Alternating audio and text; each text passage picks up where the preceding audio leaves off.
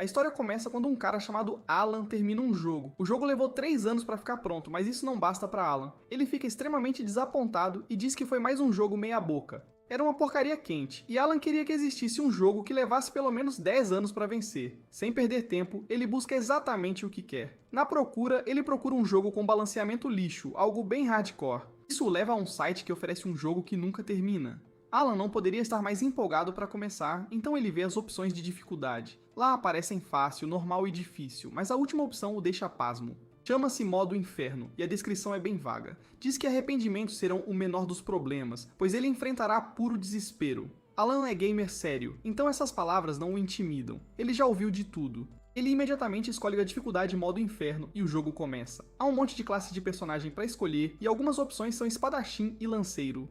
Alan se interessa pela classe Senhor dos Demônios, mas há uma abaixo dela. É a classe Invocador, e Alan só consegue se perguntar por que a dificuldade dela é tão alta. Ele quer um desafio, então escolhe Invocador, mas o jogo avisa que a classe ainda está em alfa. Mesmo assim, o jogo deixa ele escolher, então ele diz que será o cobaia do jogo e vai testar a classe. Com isso resolvido, Alan está pronto para jogar e aperta o botão iniciar. Mas não é um jogo comum e Alan é teleportado para dentro dele. Momentos depois, um homem diz à esposa que ela foi ótima ao dar à luz o filho. Esse bebê é o Alan, e ele logo percebe que acabou de reencarnar. O pai de Alan fica feliz por vê-lo saudável e dá as boas-vindas ao mundo. Um pouco depois, Alan é alimentado pelos pais com alegria. Enquanto come, ele pensa em quando era um homem de 35 anos, sem estudo, quebrado e desajeitado no amor, trabalhando de colarinho branco. O pai de Alan fica feliz por vê-lo saudável e dá as boas-vindas ao mundo. Um pouco depois, Alan é alimentado pelos pais com alegria. Enquanto come, ele pensa em quando era um homem de 35 anos, sem estudo, quebrado e desajeitado no amor, trabalhando de colarinho branco. Aqui, a galera paga imposto a um senhor feudal para cultivar a terra, a vila nem tem nome ainda. O pai do Alan se chama Rodin, um cara de família que rala todo dia como um bom trabalhador. A mãe é a Torésia, uma doçura de pessoa. Alan é filho único, mas os pais vivem apaixonados, dá pra ver que logo vem naquela noite sozinho. Alan tenta abrir a janela de status. Claro que se frustra quando nada acontece. Ele curte a vida tranquila, mas não sossega, já devia ser invocador. Alan tenta abrir essa janela noite após noite desde que se lembra, e nunca funciona. Antes de dormir, tenta de novo e fica chocado quando aparece um. Ele grita de susto e chama a atenção dos pais, então Alan esconde o livro na hora. Por sorte, eles não veem nada e acham que ele falou dormindo. Depois que saem, Alan invoca o livro outra vez. Abre finalmente e fica empolgado para começar como invocador. Após um ano inteiro tentando, vê seus status e muito mais. A classe é invocador, como ele escolheu, e o livro detalha as habilidades de invocação. Invocar e criar tem experiência própria, ou seja, sobem de nível conforme usa. Alan vibra ao ver que já tem invocações disponíveis, inseto e fera. Tem um H ao lado de ambas, então ele imagina que seja a classificação delas. Outra página mostra uma mensagem do deus da criação para Alan. A mensagem agradece pela ajuda e pede desculpas pela demora em entregar o Grimório. Alan escolheu uma classe que ainda estava em teste, então demorou para terminar a papelada. Parece ok, mas avisam que não aceitam perguntas nem cancelamentos sobre a escolha de classe. Alan ignora isso porque quer mesmo é começar a invocar. Tenta chamar um inseto, mas nada acontece. Fala invocar inseto de jeitos diferentes, e continua sem efeito. Não há guias nem tutoriais neste mundo, então Alan conclui que vai ter que se dedicar de verdade. Precisa descobrir sozinho, e fica pensando se deve usar primeiro a habilidade criar. Ele diz para criar um inseto desta vez, e algo finalmente acontece. Dizer criar inseto gera uma carta e uma nota avisa que uma carta de inseto foi criada. Alan está pronto para usar a carta e realmente invocar o inseto, mas ouve um barulho. É a mãe dele, então Alan precisa fingir que está dormindo de novo. Ele percebe que não vai conseguir invocar nada sem ser descoberto, então terá que esperar até amanhã. Alan odeia estar tão sonolento de verdade, então ele xinga esse seu corpo de 1 ano. Logo depois Alan adormece, e seu Grimório desaparece. No dia seguinte, os pais trabalham duro como sempre, e a mãe de Alan ajuda ele a aprender a andar. Eventualmente o deixam para a soneca, mas Alan tem outros planos. Ele pega o Grimório e imediatamente invoca o inseto. Isso provoca uma quantidade imensa de luz saindo do livro e felizmente a mãe não vê. Orbes de luz flutuam ao redor de Alan e ele não faz ideia do que está acontecendo. Jesta e as luzes convergem para o livro e um inseto sai dele. A criatura faz um barulho estranho enquanto pula por aí e Alan aponta que é um gafanhoto gigante. Ele se pergunta se ele vai obedecer, então manda o inseto vir até ele. Alan ainda é bebê, mal consegue formar palavras de verdade. Mas a ordem fica clara o bastante. Infelizmente não funciona. O gafanhoto nem dá bola. Em vez disso, ele vai na direção oposta, então Alan conclui que é só um bicho burro. Alan procura ajuda no Grimório e fica feliz ao ver que mostra as estatísticas do gafanhoto. Alan até pode dar um nome formal, então o chama de Denka. Ele percebe uma seção chamada Buffs e se pergunta o que significa, e diz mais um resistência e mais um agilidade, mas parece não afetar o gafanhoto. Jesse e Alan percebem algo, então ele vai checar suas próprias estatísticas de novo. Fica instantaneamente maravilhado porque os buffs na verdade aumentam as próprias estatísticas dele. Isso é mais incrível do que ele imaginava, então ele grita de excitação. Infelizmente isso chama a atenção da mãe, e ela se assusta com o gafanhoto. Ela o esmaga na hora, e Alan só consegue chorar pelo seu leal companheiro Denka.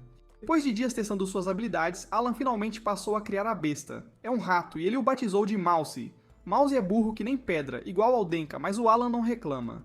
Eles não são muito espertos, mas usam suas habilidades sempre que ele manda. Mouse tem a habilidade de correr rápido, então quando Alan manda, ele sai correndo pela sala. Já o Denka tem a habilidade Pulo. Alan percebeu que o mundo está cheio de monstros fortes e sabe que não vai derrotar nenhum com seus dois companheiros pequenos. Alan também descobriu que pode guardar até 10 cartas de invocação por criatura, e o mais importante são os bônus. Por exemplo, acumulando cartas do Mouse, o ataque do Alan sobe 10. Acumulando tantas cartas do Mouse, Alan ganha força suficiente para superar o que qualquer bebê comum faria. Além disso, a experiência para upar habilidades e personagens no modo inferno é 100 vezes a do modo normal. Nesse momento, Alan e a mãe cumprimentam o Rodan quando ele volta da caçada. Rodan é um plebeu, mas na estação fria vai caçar monstros com os homens da vila. Rodan acabou de abater um javali selvagem e quer saber se Alan quer ver. Alan não consegue disfarçar a empolgação. Vai ser seu primeiro monstro de verdade. Rodan o põe no ombro e a família amorosa se despede. Alan vê pela primeira vez como é o mundo fora de casa e fica maravilhado.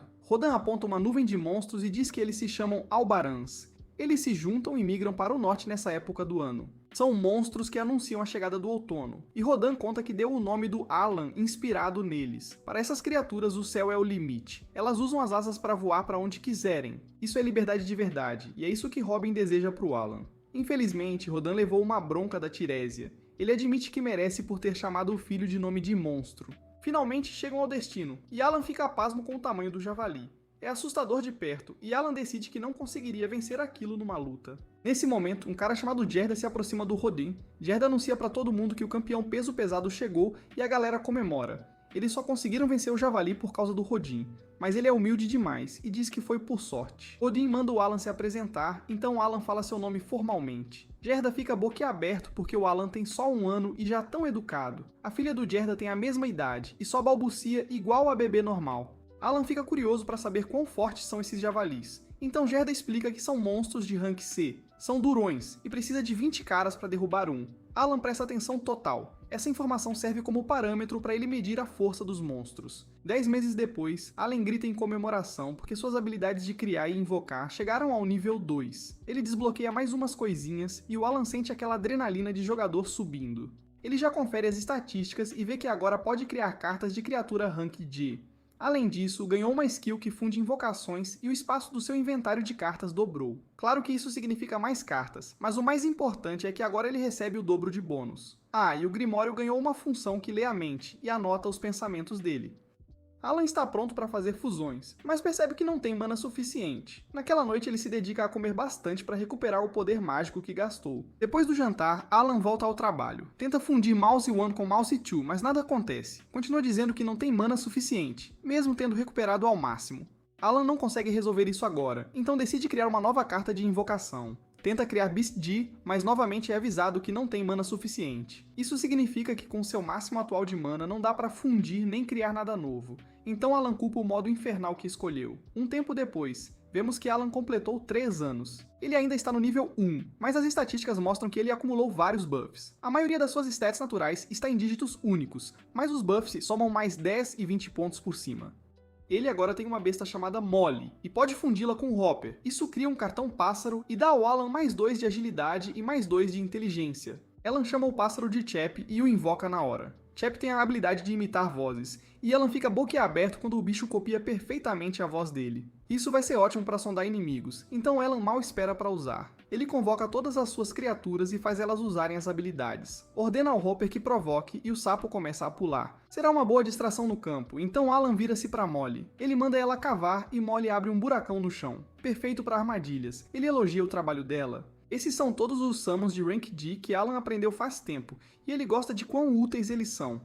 Alan recita seu lema: domina as estatísticas, domina o jogo.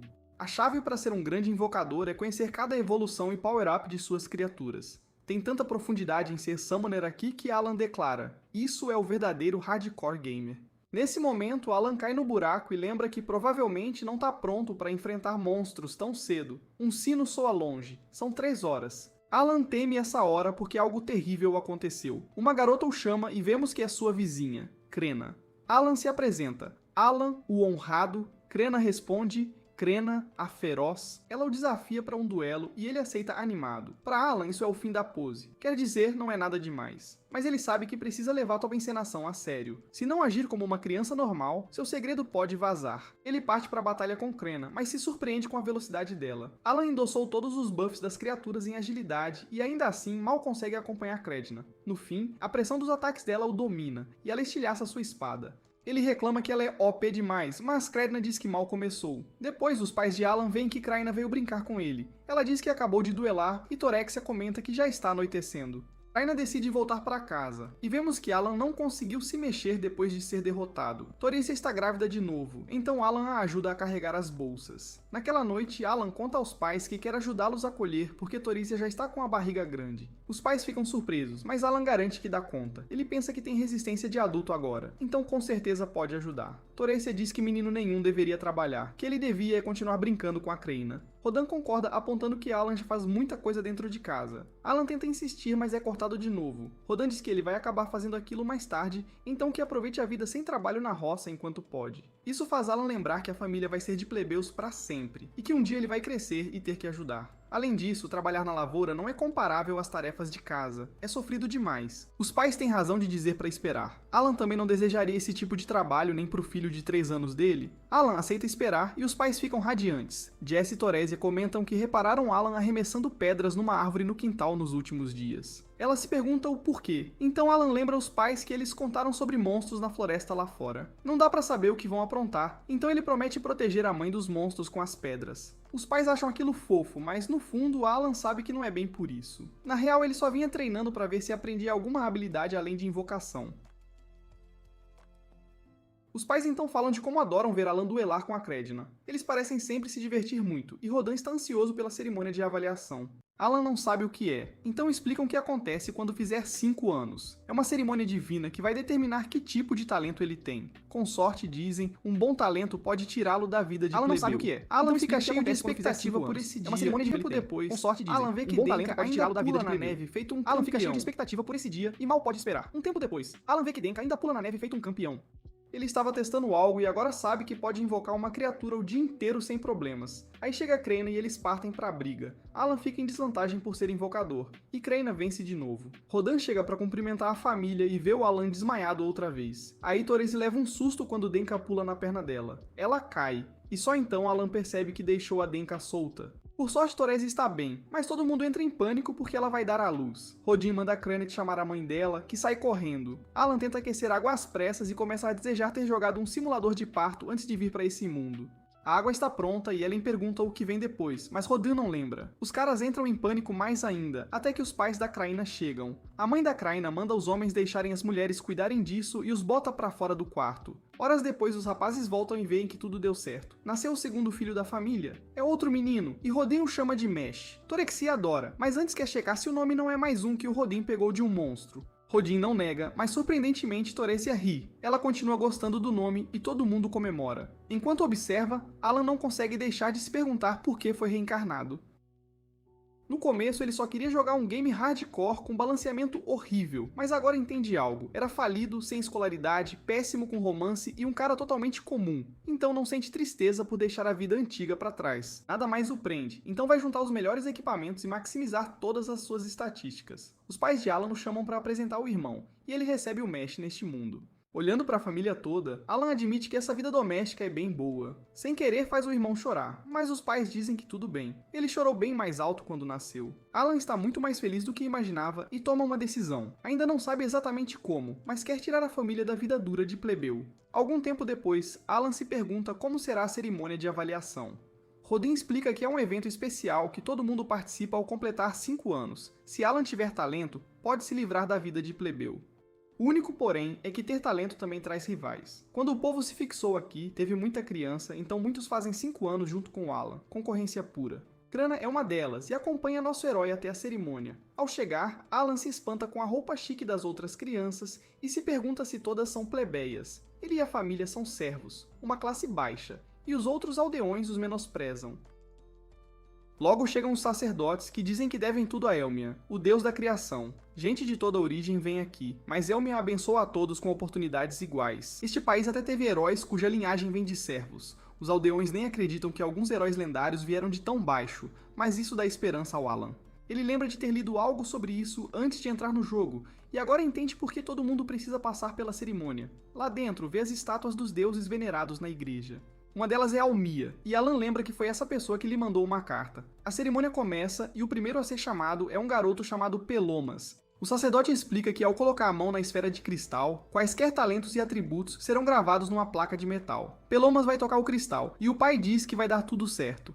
As estatísticas de Pelomas aparecem na placa de metal, e Alan percebe que ficou igual à página de status do seu grimório. O sacerdote declara que Pelomas tem talento para mercador, e o pai comemora. Ele agradece aos céus, então Alan conclui que ter qualquer talento já é motivo para festa. Alan percebe que os atributos aparecem em categorias em vez de números, e seu grimório registra isso. Ele mostra o grimório na frente de todo mundo, porque aprendeu que ninguém mais consegue vê-lo. O próximo garoto acaba chorando com os pais porque nada acontece ao tocar a esfera. Fica claro que nem todo mundo recebe um talento. Outro garoto chamado Agora recebe o talento de portador de machado. É o primeiro atributo a que aparece. E algumas horas depois, todas as crianças já foram avaliadas, sobrando só Alan e Kraina. Kraina vai fazer o teste, e todo mundo fica chocado quando a esfera de cristal começa a brilhar mais do que nunca. O pai só sabe se perguntar o que significa, e o sacerdote diz que é um milagre. Reina tem o talento chamado Senhor das Espadas, um dos melhores que existem. Gerda diz que ela ganhou na loteria com esse talento, mas Kren fica desapontada porque queria o de espadachim. Isso, no entanto, é ainda melhor, então Gerda comemora. Alan já imaginava que ela teria um talento incrível. É a única forma de explicar como ela é ridiculamente OP nas lutas de espada. Agora é a vez de Alan, e ele fica aliviado porque essa avaliação vai mostrar aos pais que ele é um invocador, e que não precisa mais esconder. Dessa vez, a esfera brilha ainda mais e a força dele o joga para trás. Rodan mal consegue esperar para ouvir que talento Alan tem, mas todo mundo fica em choque quando o sacerdote diz que ele não tem nenhum. Alan não acredita, acha que ao menos deveria ter algo, mas os resultados são claros. Em vez de mostrar um talento, a esfera exibe um monte de letras aleatórias, e Alan se pergunta se isso é algum bug do jogo. Ele culpa os desenvolvedores e diz que Elmia, o tal deus da criação, devia aprender a depurar o jogo. Isso quer dizer que ninguém vai saber que ele é invocador, mas ele se surpreende com Rodan. Rodan diz que tudo bem ele não ter talento e vão para casa. Os pais dizem que talentos não importam, e Alan sempre será o orgulho deles. Alan pensa que a família não tem muito, nem banheira para tomar banho, e é desprezada por ser pobre, mas ele diz que ainda assim é feliz por ter nascido numa família tão amorosa. Naquela noite, Alan revisa tudo o que aprendeu. Todos os seus atributos são Rank E, e hoje ele descobriu que é o único no mundo inteiro jogando no modo inferno. Todo mundo na avaliação tinha 5 anos, então deveriam estar no nível 1 como ele. O sistema de ranking provavelmente afeta quanto de crescimento eles recebem ao subir de nível. A única explicação para todos os seus atributos estarem rank é que o progresso no modo inferno é 100 vezes mais difícil que o normal. Isso também significa que os atributos dele só mostram 1/100º do que realmente são. Alan ficou preso num ciclo de jogos fracos, e agora entrou no jogo mais difícil de todos. Sério, nível insano. A maioria largaria a mão, mas Alan quer provar que hardcore é o caminho. Aquelas letras aleatórias no lugar de talento eram claramente um bug, então Ellen resolve mandar umas cartas raivosas para os desenvolvedores. Mais tarde, Ellen e a família vão à comemoração da Crena. Crena descobriu que Senhora das Espadas é ainda melhor que o talento de espadachim, ou seja, ela vai ficar muito mais poderosa. O chefe do vilarejo deu um licor de celebração, mas Rodan anda estranho o dia inteiro. Ele diz pra Gerda aproveitar o álcool, mas está visivelmente incomodado. Alan pensa que talvez esteja com ciúme do Crana ter ganho Senhora das Espadas, e não ele, mas sabe que o pai não é tão mesquinho assim. Gerda se recusa a beber com Rodan abalado, e a verdade vem à tona. Rodan contou antes pra Gerda que a família vai cortar laços com eles, e Gerda exige saber por quê. Rodan diz que não é o que ele quer, mas que é algo necessário por causa da Credina. O talento dela é fora de série, e ela pode até entrar para a cavalaria a serviço do país. Tem grande chance dela virar nobre. Pessoas com esse talento não deveriam perder tempo socializando com camponeses. Os dois começam a discutir e Alan se pergunta se deve intervir. Ele pede pro Kranitz acalmar os ânimos, mas as esposas resolvem tudo. Elas usam força bruta para encerrar a briga e dizem a Alan que esses dois vivem se estranhando. Eles são amigos de longa data e já foram cabeças quentes que se davam porrada direto. Os 4 são amigos de infância e cresceram na mesma vila. Viram que uma nova vila estava sendo construída e combinaram de participar. As casas têm o mesmo estilo, e os dois construíram com as próprias mãos. Rodan e Gerda se acalmam falando da obra e tomam um licor de comemoração. Dias depois, Gerda fica chocado ao saber que a Ordem dos Cavaleiros vem ver a Crena. Todo mundo se reúne na vila para ver os cavaleiros e não acredita que venham buscar a Crena. Afinal, ela ainda é só uma criança. Alan também fica impressionado porque parece que a palavra sobre o talento incrível dela começou a se espalhar. O garoto chamado Agora chega, e Alan nota que ele está exagerando no papel do ex-talento, andando por aí com um pedaço de pau enorme. Dagora se pergunta o que Alan está fazendo ali, e ele responde que inúteis sem talento não tem vez naquele lugar. Crana o defende dizendo que Alan é forte, mas o Gorou aponta que todas as classificações do Alan eram I. Nesse momento os cavaleiros chegam, e até o capitão está presente. Ele se chama Xenof, é mestre da espada. Crana é chamada para falar com eles, e Alan percebe que ela está nas nuvens de tão empolgada. Faz 3 anos que começaram a brincar de cavaleiros, e agora ela vai conhecer os verdadeiros. Ela se apresenta a Xenof, e Alan se pergunta se a presença dele significa que ela vai virar cavaleira de verdade. Gerda está apreensiva, lembrando que Crane tem só 5 anos e nunca segurou uma espada de verdade. Xenof diz que não importa se ela tem o talento de senhor da espada, e começa a suspeitar se eles não estão mentindo. A tensão aumenta e Alan concorda que algo está errado. Xenof explica que falsificar o resultado da avaliação é punido com a morte. É sério, precisam confirmar se o talento de Kron como senhor da espada é legítimo. Só existe um jeito de confirmar, e Xenof choca todo mundo ao revelar que vão fazer um duelo de esgrima. Alan não acredita que ouviu direito, e Gerda implora por clemência porque Crane é só uma criança. Xenof nega e diz que ela deve lutar, ou ela e toda a família serão eliminados na hora. Todos ficam horrorizados, e Alan pensa que isso não é nada justo. Ao contrário de todo mundo, Kana não demonstra medo. Um cavaleiro lhe traz uma espada, e ela só quer saber de usar uma de verdade pela primeira vez. Diz a Gerda que vai ficar bem. Ninguém até então acredita no quão calma ela está. Crana se prepara para o duelo que decidirá o destino de toda a família, mas não parece preocupada. Em vez disso, se apresenta como Crana, a cavaleira, e desafia seu oponente. O adversário, chamado Librand, tem o talento de lança e aceita o duelo. A luta começa e todos ficam pasmos ao ver Crena manusear uma espada quase do tamanho dela. Alan analisa a luta com atenção e pensa que a habilidade de espada da Crina deve ser nível 5 por causa das brigas de brincadeira que elas fazem todo dia. Bom para a idade dela, mas não sabe se isso basta contra o cavaleiro. A batalha se intensifica, e Gerda teme pela vida da Crina enquanto ela recua. O cavaleiro não poupa quando vê uma abertura e a arremessa contra a parede. Gerda quer correr até a filha, mas os cavaleiros o seguram. Crina está mal, e vemos que Alan também é contido. Ele lembra que mesmo se Crena for uma senhora das espadas, adultos ainda têm vantagem. A luta nem é justa, quando de repente tudo fica em silêncio, porque algo começa a acontecer. Uma energia sai de Crana e ela vira quase outra pessoa ao voltar para o combate. O sorriso some do rosto dela e ela passa a dominar a batalha. O cavaleiro conclui que é uma habilidade extra e é rapidamente vencido. Crena até destrói a espada dele, então Xenof declara o duelo encerrado. Crena fica surpresa por já ter acabado e agradece alegremente Lebrand pelo combate. Ele está derrotado e todos a aplaudem. Ela é de verdade uma senhora das espadas, então Gerda deve dizer: "Essa é minha filha". Xenof diz que não há como negar o talento de Creda e elogia por ter criado uma senhora das espadas. Reconhece o talento e pede desculpas por duvidar. Quer falar do futuro dela, mas Gerda teme confiar nos cavaleiros. Xenof lhe diz que pode trazer amigos se isso o deixar mais seguro, então Gerda convida Rodan e a família. Todos se reúnem na casa do chefe da aldeia, com mais gente do que Alan esperava. Faz sentido o filho do chefe estar ali, mas Alan se pergunta por que o garoto do machado também veio. Xenof se apresenta formalmente e explica que foi enviado para ver se havia mesmo um senhor das espadas entre eles. A resposta agora é óbvia, e isso traz mudanças grandes. A aldeia seria batizada com o nome do chefe quando fosse oficialmente fundada, mas agora que nasceu uma senhora das espadas ali, o rei quer outra coisa. O rei decidiu que deveriam celebrar essa ocasião solenemente, nomeando a aldeia Vila Crana. Gerda não acredita e o chefe concorda feliz.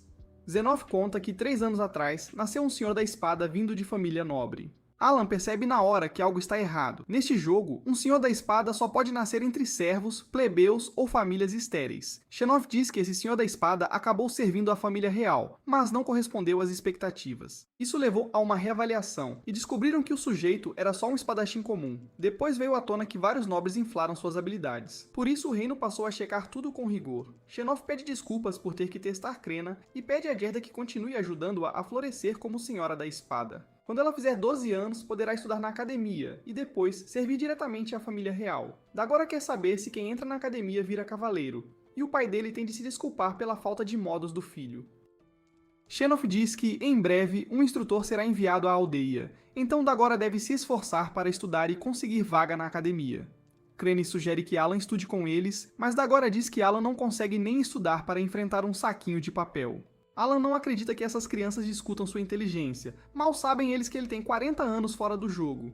Xenof nota os olhos e o cabelo escuros de Alan e fica curioso sobre quem ele é. Rodan explica que Alan é seu filho, e Gerda os apresenta. Xenof reconhece de imediato Rodan, o caçador de javalis, e pede desculpas por não tê-lo reconhecido antes. Ele diz que Rodan é uma lenda da aldeia, mas Rodan nem entende por que esse homem sabe seu nome. Acontece que o barão é fã das carnes de javali que a aldeia fornece. Pelo que ouviram, Rodan é o responsável pelas tarefas mais perigosas nas caçadas, e vem elogio direto do barão. Então Alan diz que o pai é uma celebridade. Depois que se separam, Rodan comenta que Kraina provavelmente será um dia cavaleira. O que Xenof disse mostra que alguém como Rodan, caçador de javalis, pode ser reconhecido pelos grandões. Rodan conclui que devem continuar trabalhando sempre, porque nunca se sabe que bom isso pode trazer.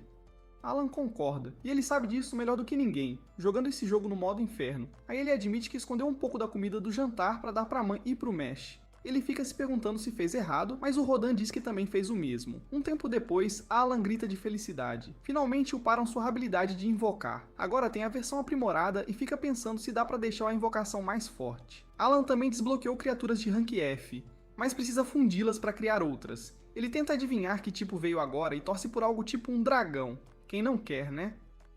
Para completar, o espaço do inventário subiu de 20 para 30, então ele poderá receber bem mais buffs dos monstros. Faz 2 anos desde o último level up na invocação, quando se joga no nível mais difícil é assim mesmo. Naquela noite, Alan limpa a louça do jantar e se prepara para testar as novas habilidades. Repara que a cicatriz do braço do Rodan sumiu, e o cara explica o que rolou mais cedo. A caçada ao javali de hoje, Rodan passou pelo tal julgamento dos deuses. É um acontecimento raro na caça. O caçador recebe uma onda repentina de energia que cura feridas e cancela o cansaço. Isso soa familiar para Alan, então ele conclui que é assim que as pessoas daqui descrevem a sensação que na real é quando sobem de nível. Ele não vê as stats do pai, mas sabe que é um guerreiro experiente. Aquele sujeito deve ser de um nível alto agora. Apesar da habilidade de invocar ter subido, Alan ainda é nível 1 e está longe de upar. Não tem pontos de experiência nenhum e sabe que não vai ganhar nada se não começar a matar alguns monstros. O problema é que servos como ele e a família não podem sair da vila sem autorização. A única exceção é caçar. Então Alan pede para ir numa caçada com o pai. Rodan recusa,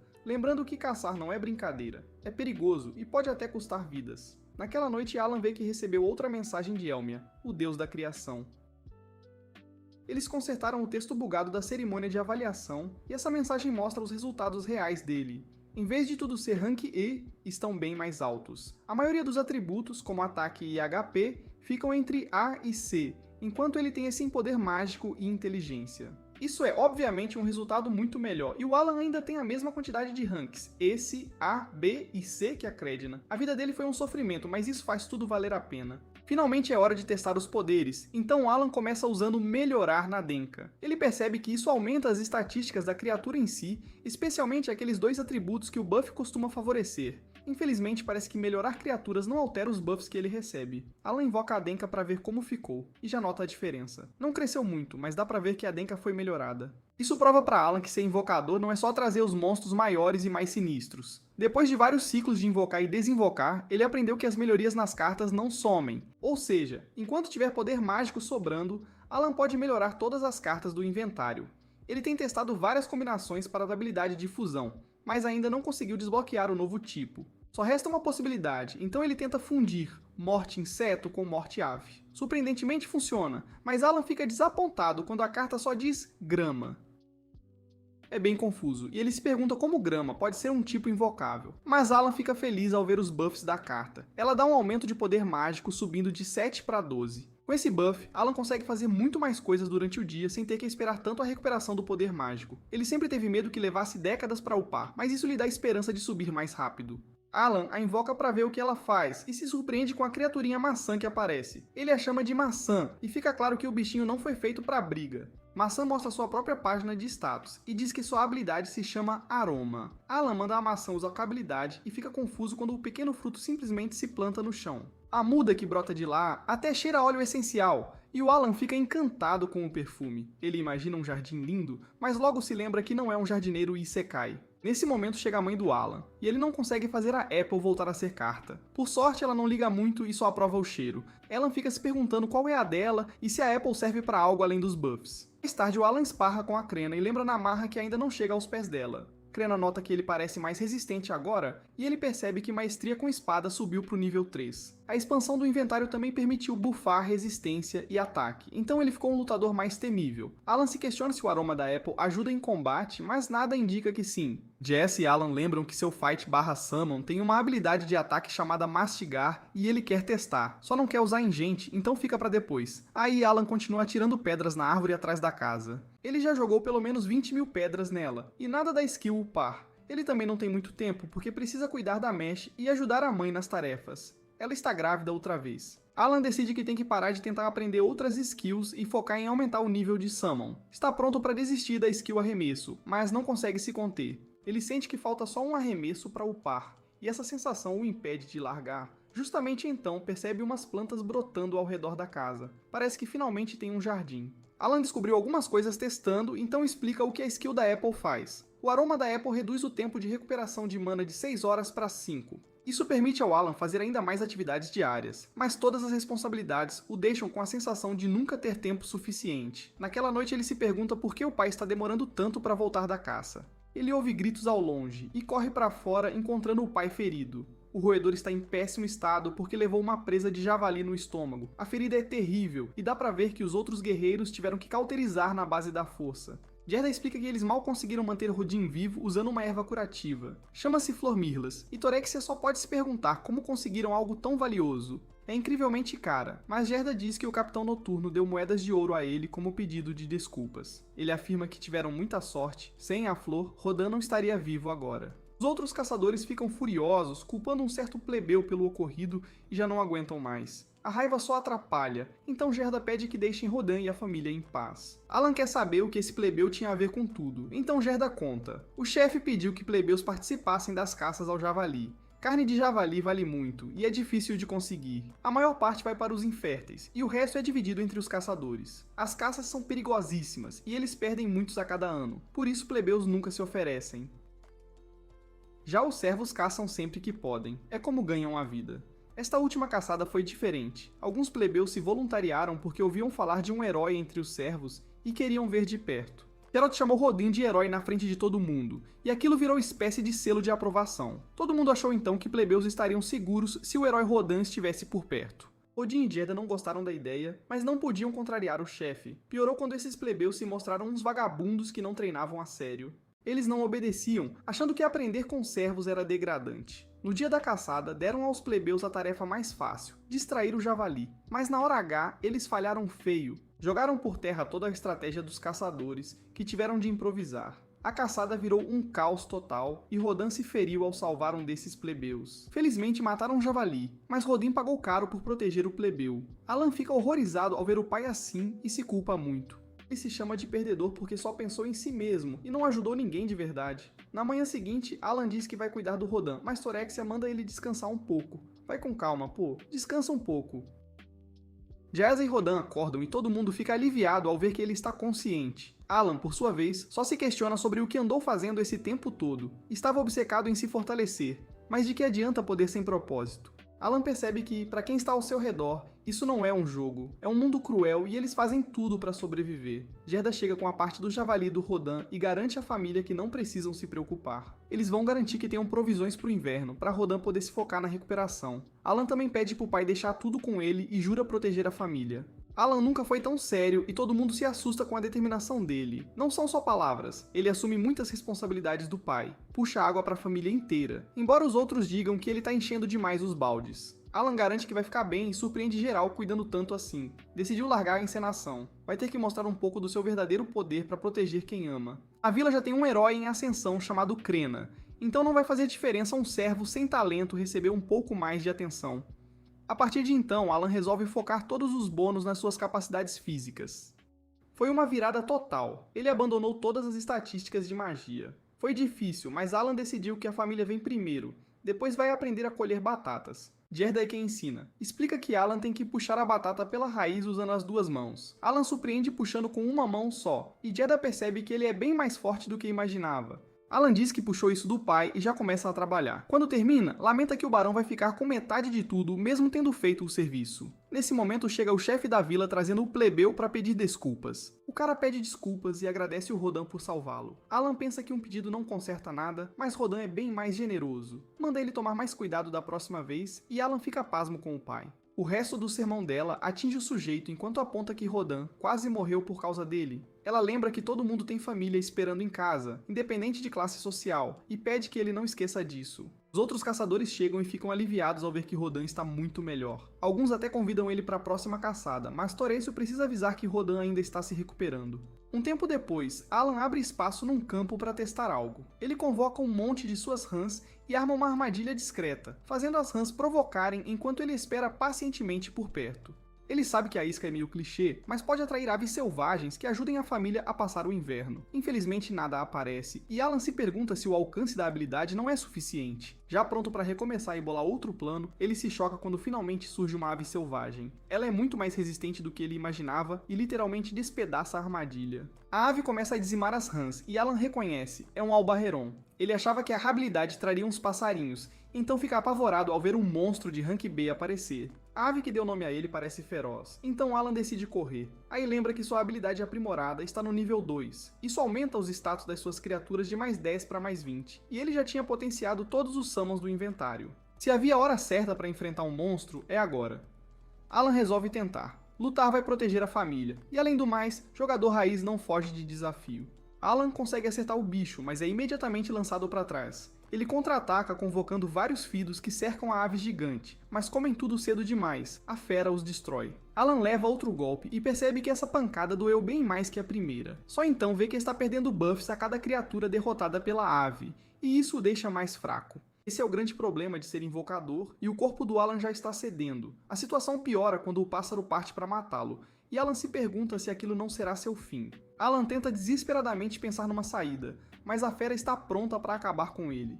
De repente, ele convoca seus monstros sugadores que conseguem ferir o bicho. Alan nunca tinha testado isso antes, mas agora dá pra ver que eles têm um tipo de ataque que drena energia. Ele fica bem mais fraco por perder tantas invocações e buffs, mas se continuar drenando a ave, ainda tem chance. Alan convoca mais monstros e eles conseguem um ataque direto. Graças aos sugadores drenando sua energia, Alan derrota a ave gigante. E o Grimório de Alan revela algo incrível. Alan acabou de derrotar uma Alba Aeron e ganhou 100 pontos de experiência por isso. Ele comemora. Venceu seu primeiro monstro e sente uma adrenalina que nunca tinha experimentado.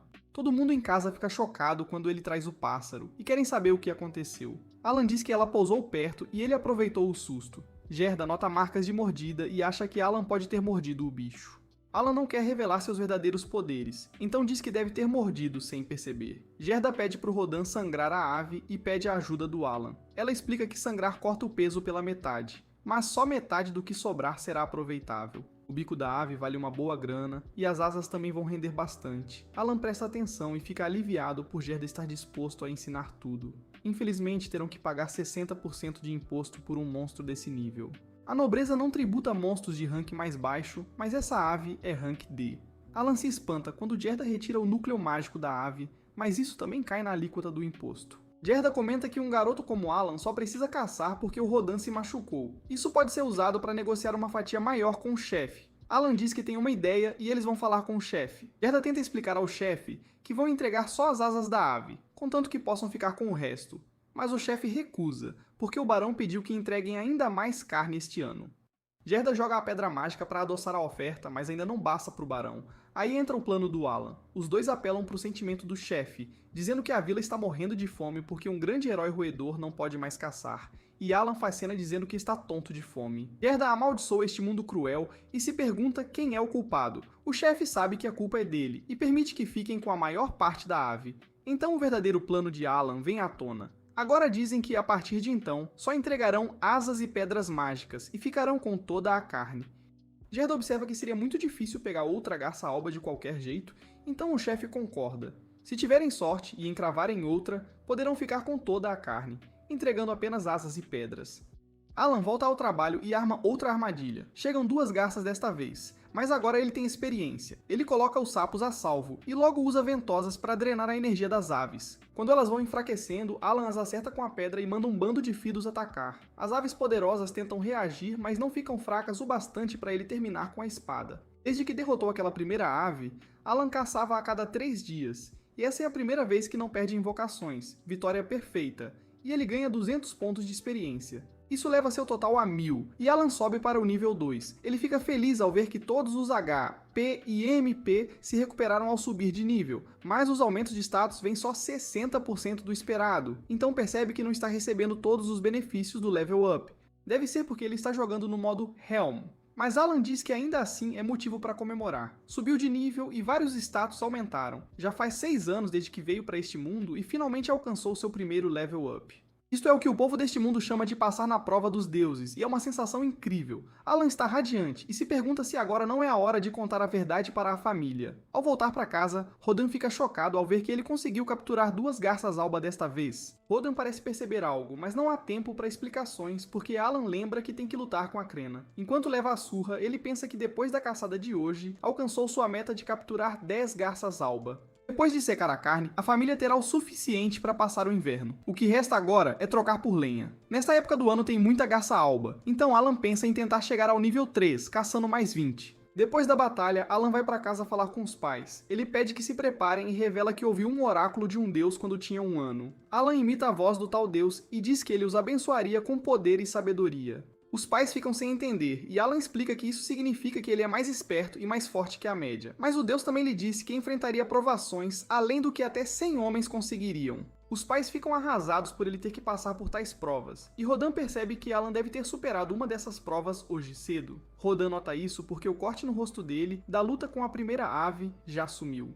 Os pais se perguntam por que a cerimônia de avaliação foi tão ruim, e Alan conta que a Elmia também falou com ele sobre isso. As notas baixas consideram que as provas dele progridem mais devagar. E o motivo de dizerem que ele não tinha talento é que o tal talento era novo demais para ser reconhecido. Rodan fica feliz ao saber que Alan tem talento, mas Alan diz que ainda não sabe qual é. Lá no fundo, Alan só consegue pedir desculpas ao pai porque ainda não pode falar que é um invocador. Ele teme que as pessoas tirem conclusões erradas se descobrirem que ele pode invocar e controlar criaturas. Mais importante é que Alan sabe que nunca pode revelar que foi reencarnado. Tirisia queria que ele tivesse contado antes, porque só agora ela entende o esforço dele. Por isso ele vinha atirando pedras naquelas árvores e brigando com os Abaharans para superar as provas. Rodan se pergunta o que fará agora. Alan explica que quer provar seu valor passando pelas provas. Rodan promete ajudar no que puder e Alan agradece aos pais por tudo. Rodin sugere manter tudo em segredo para ninguém chamar Alan de falso profeta, mas quer contar para Gerda. Alan concorda e Rodin fica aliviado. Gerda não para de se gabar que Crena é um deus da espada.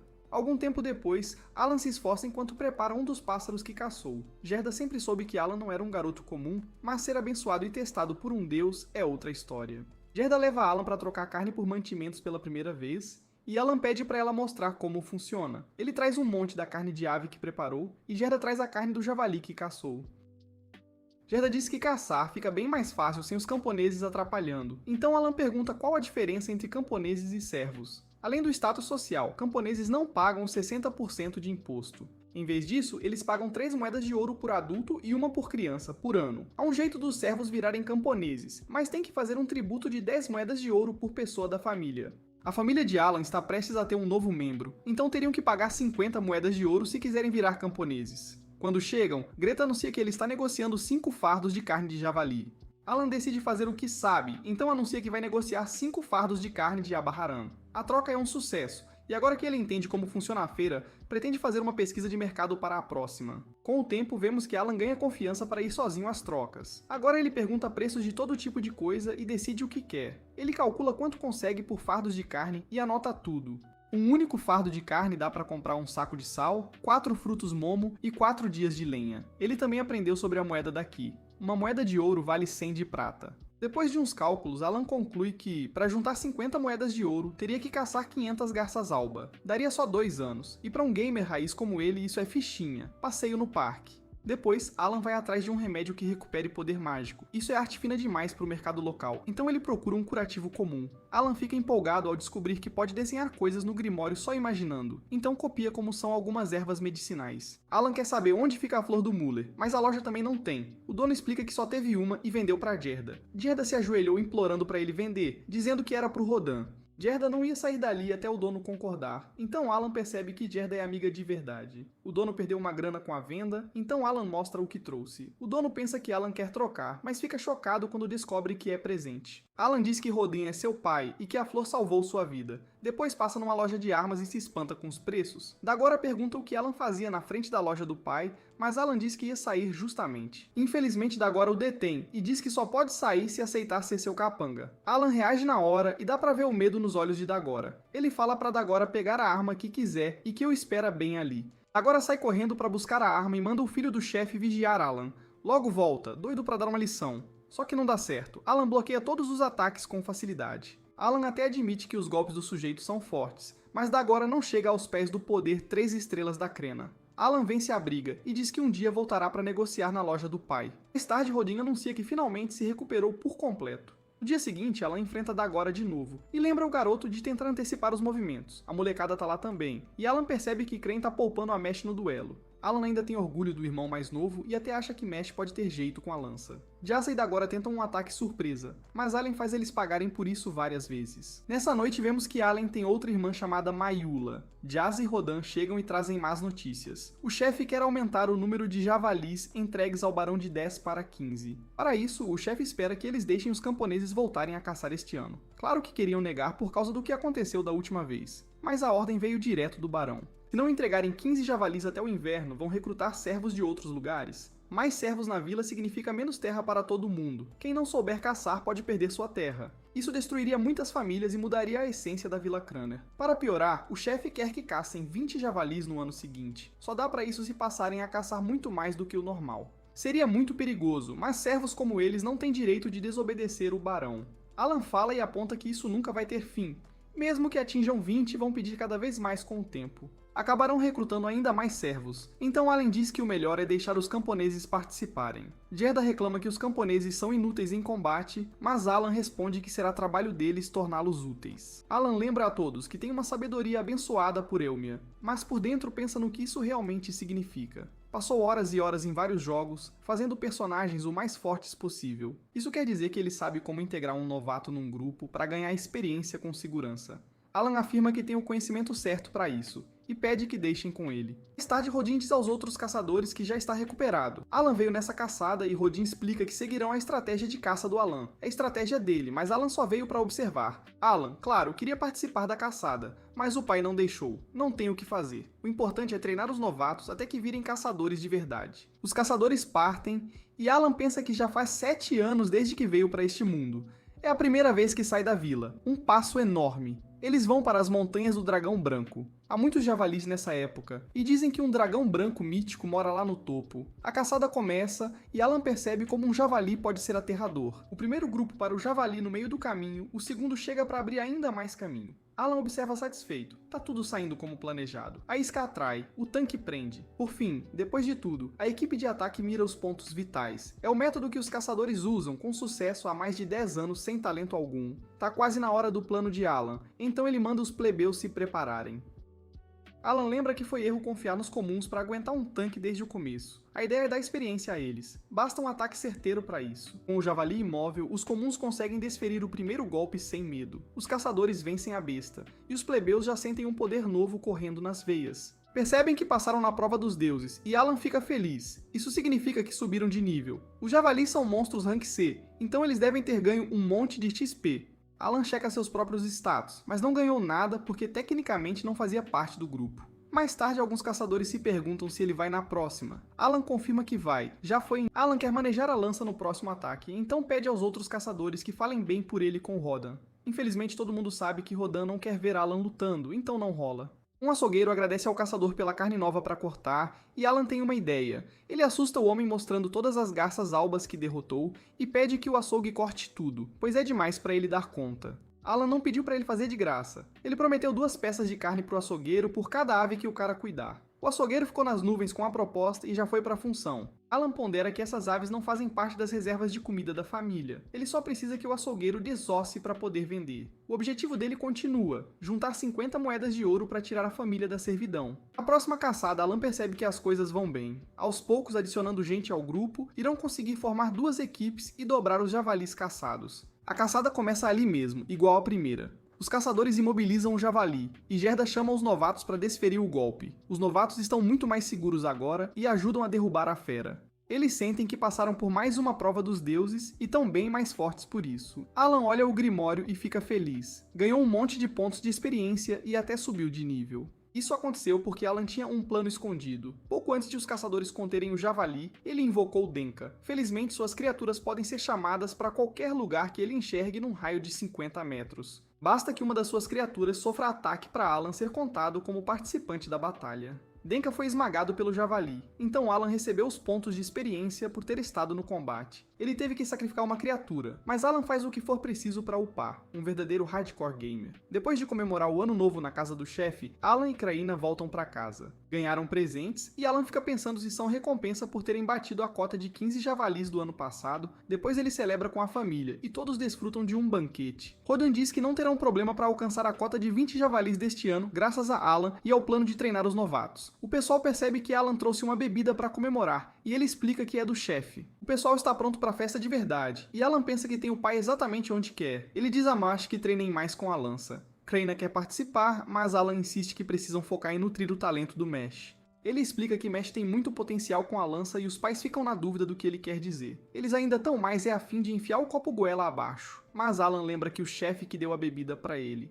Ele se prontifica a entregar a garrafa, só que com uma condição, que o vençam numa competição. Se ganharem, ficam com o álcool. Se Alan ganhar, quer poder manejar a lança em todos os caçadores de javali deste ano.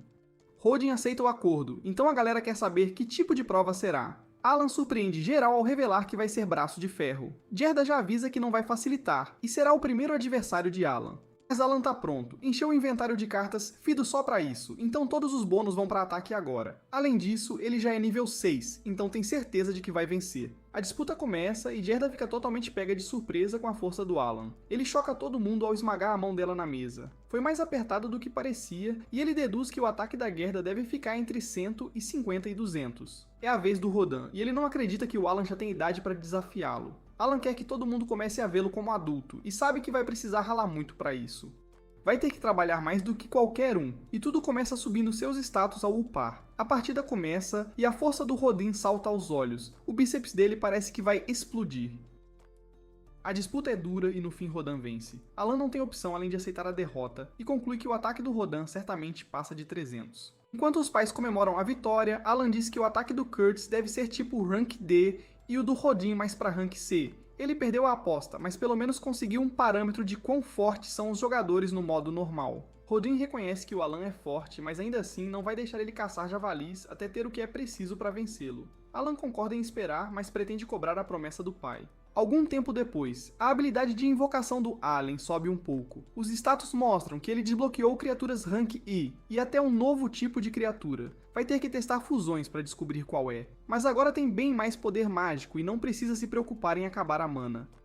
Alan explica que a quantidade de buffs que invocam criaturas escala com o nível delas. Ele ganhou 10 espaços a mais no inventário, então se encher com 40 cartas de rank e vai ter um salto bem grande. Nesse instante, Alan percebe uma habilidade chamada Armazenamento e vê um buraco estranho no Grimório. Ele coloca umas coisas e descobre que é quase sem fundo. Ele consegue recuperar o que pôs e até invocar na mente a imagem dos itens guardados. Depois de experimentar, Alan descobre que pode colocar qualquer coisa nesse buraco, contanto que caiba. Não há limite aparente, dá até a impressão de trapaça.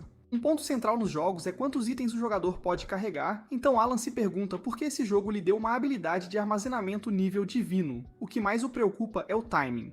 Normalmente, em videogame, os itens aparecem quando ficam necessários. Receber algo assim indica que algo grande vem por aí. No dia seguinte ele faz mais testes. Ele tenta criar suas novas criaturas rank. Mas algo dá errado. O Grimório diz que faltam pedras mágicas rank. Criar coisas rank exige itens. Felizmente ele vinha guardando um estoque secreto com algumas de suas preciosidades. Além do dinheiro economizado, Alan tem umas pedras mágicas vindas de coelhos chifrudos que apareceram na vila. Alan tenta invocar com a pedra, mas de novo diz que não basta. Ele coloca a pedra no armazenamento e finalmente funciona. Ele percebe que é para isso que serve e consegue invocar uma borboleta Rank E. O bicho é bem maior do que esperava e ele teme que a mãe veja. Por sorte ela não nota, então ele comemora com a nova criatura. Momentos depois encara a fera, mas era só o susto da própria invocação. Essa criatura aterradora é um tigre dente de sabre Rank, e agora é a mais forte que Alan pode chamar. Nas estatísticas, vê que os buffs aumentaram seus atributos. Isso é mais que o dobro do que os ranks F dão. E Alan chama o tigre de Tama. Ele tenta fundir o tigre com a borboleta, mas nada acontece. Lembra de guardar a pedra mágica primeiro e aí funciona. Fundir o tigre com a borboleta virou um pássaro de rank E. Alan conclui que vai precisar de muito mais pedras mágicas, ou seja, vai ter que caçar mais coelhos, só que Rodin conta que cavaram uma vala ao redor da vila para proteger todo mundo dos coelhos cornudos perigosos. Isso não é nada bom para Alan, então ele tenta bolar um plano. No dia seguinte ele diz que ouviu dizer que o Pelomas é esperto e pergunta para o menino o que ele sabe sobre pedras mágicas. São gemas pequenas que se formam perto dos corações dos monstros. Elas servem principalmente para alimentar ferramentas mágicas, e tem todo tipo de bugiganga mágica na capital real. Pedras rank D e C podem valer uma fortuna, mas as de rank I praticamente não prestam. As de rank E ficam largadas pelo chão, então Palomas encontra uma. Alan consegue juntar várias pela vila e as usa para criar todos os Summons Rank E que tinha disponíveis. É hora de testar as habilidades, mas as coisas ficam perigosas. Um javali selvagem ataca o Alan do nada e ele fica gravemente ferido. Por sorte, sua criatura, o Binzi, aparece e o cura. Alan chama o Papillon, que usa sua habilidade para deixar o javali sonolento. Depois ele invoca a Tama e o tigre feroz causa dano enorme. Alan comemora ter vencido, mas comemora cedo. Outro javali aparece. Agora Alan tá ferrado de verdade, mas sua criatura Wally surge do nada para protegê-lo. A fera bate com tudo no Wally e fica nocauteada. Então Alan finalmente pode comemorar. Aí ele volta à realidade e se pergunta se tudo não foi um... Ele lembra que já se passaram 7 anos e sempre quis saber como um invocador deve jogar de verdade. Outros jogos têm guias para isso, mas para ele não existe essa opção. Nesse mundo, Alan vai ter que descobrir sozinho como alcançar o potencial total de um invocador. Ele percebe que cada tipo de summon foi criado para cumprir um papel específico em batalha. Tipos insetos servem para aplicar buffs, bestas são para ataque, aves para coleta e reconhecimento, e tipos planta para cura. Por fim existe o tipo pedra, que é para defesa. Essas criaturas permitem que Alan cumpra todos os papéis de uma parte típico sozinho. Isso torna ser invocador sensacional, e Alan entende porque recebeu a skill de armazenamento nível Deus bem nesse momento. É porque ele vai precisar de toneladas de pedras mágicas, e não dá para sair com isso no bolso. Alan então admite do que são seus poderes. Ele tem um exército único de criaturas que resolve qualquer encrenca. É o poder supremo que torna o invocador mais forte até que o Senhor Demônio. Um tempo depois, o chefe leva Rodin e Gerda para falar com ele. O barão vem mês que vem e quer ver uma caçada de javalis ao vivo. Gerda se sente ofendida pelas exigências do barão. Primeiro pediu javalis demais, agora quer espetáculo. Rodin não liga, mas quer saber por que Alan foi convocado para isso. O chefe explica que precisam de alguém para servir de guia do barão durante a estada, e escolheu o Alan. Gerda lembra que ele podia ter escolhido o próprio filho, mas todo mundo sabe que Pelomas não dá para o serviço. O chefe ouviu que as caçadas do ano passado deram certo graças à estratégia do Alan, então tem certeza de que nosso herói segura a barra. Alan tá nem aí pro barão, mas sabe que isso pode tirar a família da servidão. É uma chance de subir na vida, e bem feita o barão pode liberar gente da condição de camponês. Muito mais fácil que juntar 50 moedas de ouro, então Alan aceita. Logo chega o barão, chama-se Granville, a filha é Cecile. Granville agradece ao chefe por ter desenvolvido a vila e pede desculpas por ter exigido tanta carne de javali, sabe que foi pesado. Ele diz que não teria pedido tanto se não tivesse sido ordem direta do rei. O chefe fica atônito. Granville diz que o verdadeiro culpado é o Visconde Carnel. Chama Carnel de patife por ter sugerido as caçadas ao rei. Depois que Granville se acalma, servem o jantar. Ele fica maravilhado com a comida e Cecile também elogia. Granville quer saber que carne é aquela. Então Alan pede desculpas pela interrupção e conta. É Alba Heron. Alan explica que a carne vem de um Alba Heron que caçou no dia anterior. Queria trazer um ingrediente mais fresco. Diz que usou toda a carne da ave e temperou com uma mistura de ervas. Granville fica impressionado com o preparo e se pergunta se esse garoto é o filho do chefe. Xenofer reconhece Alan como filho de Rodin, o caçador de javalis, e Alan se apresenta ao barão. Granville imagina que o pai dele fosse cavaleiro, mas o chefe revela que Alan vem de família de servos. Cecil fica horrorizada e não acredita que o chefe tenha deixado um servo entrar em sua casa. Granville lembra que servos são membros dignos da nação e que ela não deveria tratá-los como animais. Cecil pede desculpas ao pai, mas deixa claro que não gosta de Alan por ser servo. A coisa fica séria. Granville espera que Alan esteja pronto para explicar os detalhes na caça de amanhã. Alan está pronto, e Granville avisa que caçar 20 javalis em um ano é meta difícil. Se for difícil demais, os cavaleiros de Chenoth terão que assumir a caçada. Cecil diz que quis vir para ver um javali de perto. O único melhor seria ver os cavaleiros abatê-lo. Granville explica que, uma vez ensinados os fundamentos, os cavaleiros podem assumir a responsabilidade. Alan não gosta dessa indiferença e garante que 20 javalis é número fácil. Ele declara que não terão problemas para cumprir a cota e que o desempenho de amanhã vai convencê-los. A caça começa no dia seguinte, e Alan leva todos a uma torre de vigia. É dali que vão ver tudo, e ele manda todo mundo subir ao topo. Os caçadores chegam logo depois, e Chenoth se impressiona ao ver alguns usando a armadura. Alan explica que aproveitaram bem os javalis do ano passado sem desperdiçar nada. As armaduras foram forjadas com peles, ossos e presas remanescentes, e alguns caçadores se destacam para atrair os javalis. A velocidade é essencial, por isso vão leves. Alan pede paciência aos espectadores porque pode demorar para atrair os javalis. E nesse momento, Chenoth quer saber como vai o Senhor das Espadas, Crena. Alan explica que ela está indo muito bem e melhorando todo dia. Xenoth diz que vão mandar um tutor para a vila logo para ajudá-la a estudar para o exame da academia. Jesse e os caçadores voltam correndo para o grupo porque conseguiram atrair uns outros caçadores usam umas paredes improvisadas para conter a fera, e Alan diz que o ataque começa cercando o animal. Os grandes escudos que usam vêm de 2 camadas da parte mais dura do couro do javali. Odin fala ao time de ataque que é a vez deles, e manda entrar a equipe de lanças longas. Alan explica que essa equipe é formada pelos membros menos experientes que entraram no ano passado. Os da linha de frente com o trabalho mais pesado são os que usam armadura, então a galera fica bem impressionada. Alan conta que a armadura também protege as costas para evitar ferimentos se algum lanceiro errar. Os caçadores desferem um golpe fatal e comemoram a caçada bem sucedida. Xenoth comenta que eles não são cavaleiros, mas merecem ser chamados de guerreiros. Granville concorda, mas algo acontece logo em seguida. Os outros caçadores saem correndo da mata e Xenoth fica pasmo ao ver que atraíram 2 javalis de uma vez. Isso é perigoso demais, então ele manda os cavaleiros se prepararem para ajudar. Alan, com calma, diz que não precisa pânico, porque a equipe de caça é treinada para lidar com isso. Chenoth teme pelo perigo, mas Alan pede para deixarem os caçadores resolverem. Lá embaixo, Rodan lembra o pessoal do treinamento. Eles se dividem em duplas e travam os javalis no lugar. Alan diz que todo caçador de verdade sabe que tem que abater aquilo que atraiu. Alan pensa em como, nos últimos 10 anos, os caçadores sofreram para conseguir isso. Era principalmente por faltarem armaduras, e isso nunca foi culpa deles. Trabalham duro para caçar os javalis, mas acabam pagando 60% por causa dos impostos. O resto tem que ser trocado por itens básicos do dia a dia. Quase nada sobrava depois, então lanças eram o único upgrade que podiam bancar. A melhor solução foi dominar a estratégia de caça mais eficiente. Assim, mesmo com pouco dinheiro, conseguem caçar melhor e melhorar o equipamento aos poucos. Os 2 grupos agem com incrível eficiência e os 2 novos javalis são abatidos. Foram 3 javalis num só dia, e o Alan ficou aliviado por ter dado tudo certo. Granville diz que isso deixa só 17 javalis para caçar no resto do ano, mas o Alan logo rebate dizendo que ele se enganou. 7 javalis já tinham sido caçados antes, então só restam 10. Alan garante que encontrarão Dakota dentro de um mês mais ou menos, e a galera fica pasma. Fica claro que os cavaleiros não serão necessários, e a Ellen conta que os caçadores têm alguns pedidos. O primeiro pedido é permissão para fabricar mais 2 paredes de escudo. Assim podem caçar ainda mais javalis, então Granville autoriza. O segundo pedido é produzir mercadorias que não existem na vila. Mais especificamente, Alan diz que querem produzir bebida alcoólica. Pedem licença para comercializar e distribuir álcool entre os servos. Granville não entende por quê, então Alan explica a ideia deles. Quanto mais javalis caçam, existe a preocupação de que o excesso de carne derrube o valor dela na vila. Trocar carne por bebidas importadas vai evitar o colapso do mercado. Eles escolhem bebida justamente porque ajuda a manter o ânimo dos caçadores que arriscam a vida o tempo todo.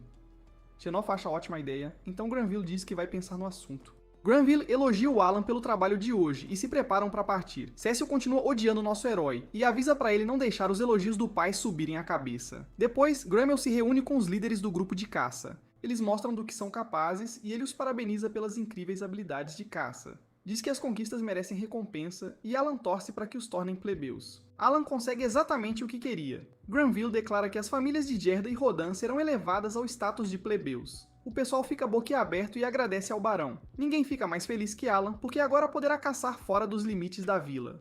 Alan sonhou com isso milhares de vezes e diz que a primeira parada será as montanhas do dragão branco para caçar dragões. Granville não para por aí e anuncia que dará o mesmo status a quem participou das caçadas nos últimos 10 anos. Granville então diz que agora pode voltar para casa sabendo que está tudo encaminhado. Aí ele lembra que tinha mais uma coisa a dizer. O rei quer transformar a Vila Carna num exemplo brilhante para o reino inteiro. Para ajudar nisso, ele quer saber a história por trás das caçadas. Alan nem faz ideia do passado, e a pergunta deixa Rodin incomodado por algum motivo. Gerda explica que é um assunto delicado para Rodin. Gerda terá que ser quem conta a história, então Granville permite. Ela diz que tudo começou 13 anos atrás. Cerca de 100 camponeses de vilarejos vizinhos vieram para cá para ajudar a desenvolver as terras. Infelizmente, um dia um enorme javali apareceu do nada e atacou. A fera era imparável e devorou a maior parte do trigo e das batatas que tinham guardado para o inverno. Essas pessoas já viviam na miséria nas antigas vilas, então voltar não era opção. Foi quando Rodin sugeriu caçar os javalis para ter carne. Naquela época não tinham armas, armaduras ou o conhecimento que tem hoje. Mesmo assim, se juntaram e foram caçar com picaretas, e conseguiram matar um javali. Granville acha que é uma história da qual se orgulhar, mas Gerda revela que perderam um amigo querido no processo.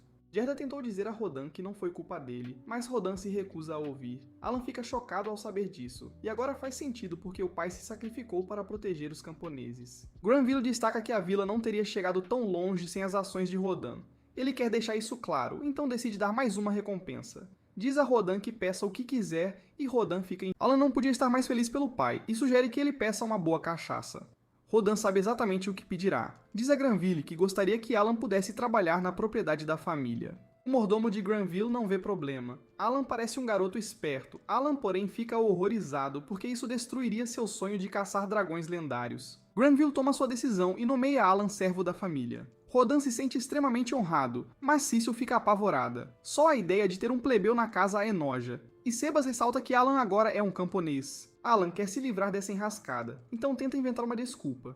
Vendo como isso deixa o pai feliz, aceita e diz que está ansioso para servir a família Granville. Algum tempo depois, Alan se prepara para se despedir da família. A mãe está orgulhosa, mas todos ficam tristes. Carla também chora, então Alan pede mais um duelo antes de partir. Alan proclama que é servo de Granville, e Creina anuncia que será chamada Creina, a Feroz. Eles duelam como sempre, e todo mundo diz que é um ótimo jeito de se despedir. Todos ficam atônitos porque é a primeira vez que vem Alan dominar Creina. Isso acontece porque ele usou quase todas as pedras mágicas que tinha e criou 20 cópias de sua criatura Hawkins. Ele investiu tudo em agilidade, e isso o transformou num lutador bem melhor. Alan pensa que quando Carna fizer 12 anos, ela vai para a academia e depois para o serviço real. Talvez nunca mais se vejam. A batalha termina e Carna fica abalada. É a primeira vez que perde. O humilde Alan diz que deu empate, então terão de resolver isso no futuro. Alan se despede da família e diz a Mesh que agora é com ele proteger a mãe. Mesh topa, e então Alan dá o último adeus a Miwilla.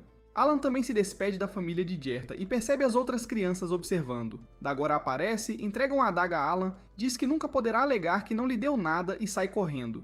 Alan parte com os pais e todos o observam pela última vez. Rodin explica que ser servo do barão é só o primeiro passo. Se ele trabalhar duro, Rodin acredita que Alan irá longe. Alan dá o adeus final aos pais e parte em sua nova aventura. Ao sair com o barão, despede-se de todos e solta uma lágrima. Começa seu primeiro dia de trabalho, maravilhado com o tamanho da Grand Villa.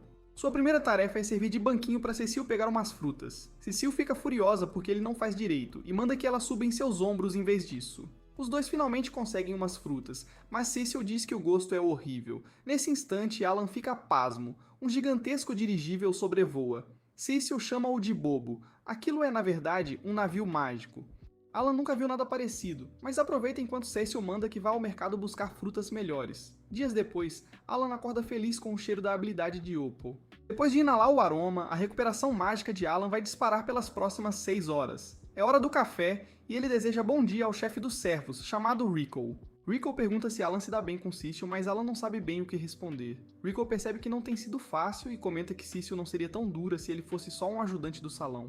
Alan é um criado e não faz ideia da diferença. Rico explica que os servos têm classes. Cargos altos como chefe de cozinha e mordomo, e baixos como criado e jardineiro. As classes os separam, mas ainda fazem parte da família. Já os ajudantes do salão só ajudam às vezes e não contam como família. Alan se choca ao saber que servos são considerados família. Faz sentido o pai ter ficado tão feliz com o emprego. O barão foi generoso e o fez parecer da família, então Alan diz que devia ser grato. Depois de servir o café, a esposa do barão elogia que Alan aprendeu o básico numa velocidade incrível. Alan diz que deve tudo ao ensino dos mais experientes, e ela fica encantada com a resposta. Seus modos são impressionantes para um servo, e o barão observa que Alan também não tem talentos. Alan se surpreende, quer dizer que o barão pesquisou sobre ele. Cecil se delicia ao ouvir que ele é sem talento. Afinal, ele não é como ela. Ela está cheia de talento porque é uma maga.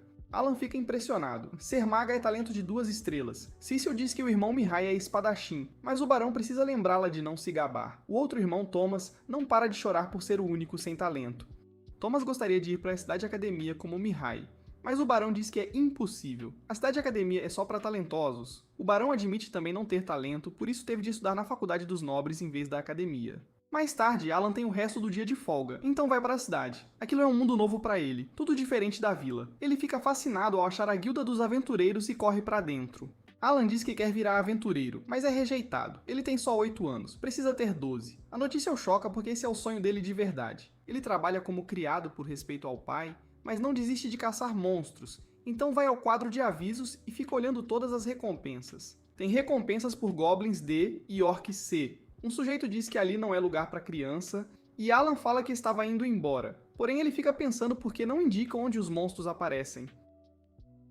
O homem explica que esses monstros aparecem em qualquer lugar. Diz também que não é o professor do Alan, mas Alan só quer saber como funcionam as classificações dos monstros. O aventureiro conta que quanto mais longe da cidade, maior o rank dos monstros. Por isso, os de rank alto vivem perto das montanhas do dragão branco. Então Alan avista um monstro B chamado Murder Gulch. É uma fera feroz, foi o nome que batizou o Mesh. Paga muito dinheiro, e Alan se pergunta por que ninguém foi atrás. O aventureiro revela que é perigoso demais, então deixam pra noite. Alan então vê a recompensa pelo dragão branco e percebe que aquilo está ali há muito tempo. O homem explica que é o monstro mais perigoso, ninguém consegue vencê-lo. Mas naquela região tem mitril valiosíssimo e tem gente louca para minerar. Ninguém teve sucesso, então a recompensa pelo dragão só aumenta com as décadas. Nesse instante, um tal de Raven cumprimenta uns amigos. Alan agradece a ajuda do Raven e parte rumo ao novo objetivo. Não vai desperdiçar o dia de folga e parte para a aventura. O guarda manda ele parar, mas Alan mostra que tem permissão de viagem. O guarda se desculpa por não ter visto o brasão da família Granville. Aquilo é praticamente carta branca. E o portão é aberto. O cara tenta dizer ao Alan que devia mandar um guarda com ele, mas já era tarde demais. Alan está livre para caçar qualquer monstro depois de 8 anos esperando por isso, embora saiba que não pode se afastar demais da vila. Ele ainda não está pronto para monstros mais poderosos, então vai mirar nos de rank D. Para começar a caçada, Alan decide testar as capacidades das suas criaturas invocadas. Testa o Hawkins para ver se ouve bem, e o pássaro faz exatamente o que ele manda. Hawkins tem 150 de inteligência agora, o que o deixa esperto o bastante para entender ordens. Alan não encontrou monstros no caminho, então vai ter que procurá-los. Ele manda vários Hawkins para isso e pede que usem a visão de águia para localizar monstros próximos. O próximo a ser testado é o Tom, mas o tigre gigante não obedece muito. Só se esparrama no chão. Tem só 28 de inteligência, mas Alan acha aceitável. Então Hawkins avisa que achou algo perto. É um grupo de goblins. E Alan convoca vários tamas. Os goblins ficam surpresos no início.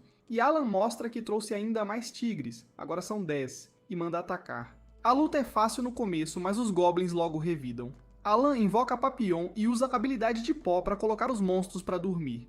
A batalha acaba rápido, e Alan fica feliz ao ver que derrotar 5 goblins rendeu 1000 pontos de experiência. Um goblin não dá tanto quanto um javali enorme, mas são mais fáceis e rápidos de matar. Alan pega as pedras mágicas dos monstros e manda Hawkins procurar mais goblins. Horas passam e ele extermina vários. No fim do dia, Alan diz que ganhou impressionantes 16.000 XP, até upou 2 vezes e diz que foi o melhor dia da vida. Graças à aventura, aprendeu um pouco mais sobre pedras mágicas. Pedras mágicas de rank D não servem para criar invocações rank I. Alan fala que é hora de seguir farmando e manda Hawkins sair de novo. As aves não querem, então ele tenta lembrá-las de que o cavaleiro ainda é jovem. Infelizmente fica claro que Hawkins não enxerga bem à noite, o que é péssimo porque Alan contava com elas para voltar à cidade. Ele grita de pavor, agora está perdido na mata.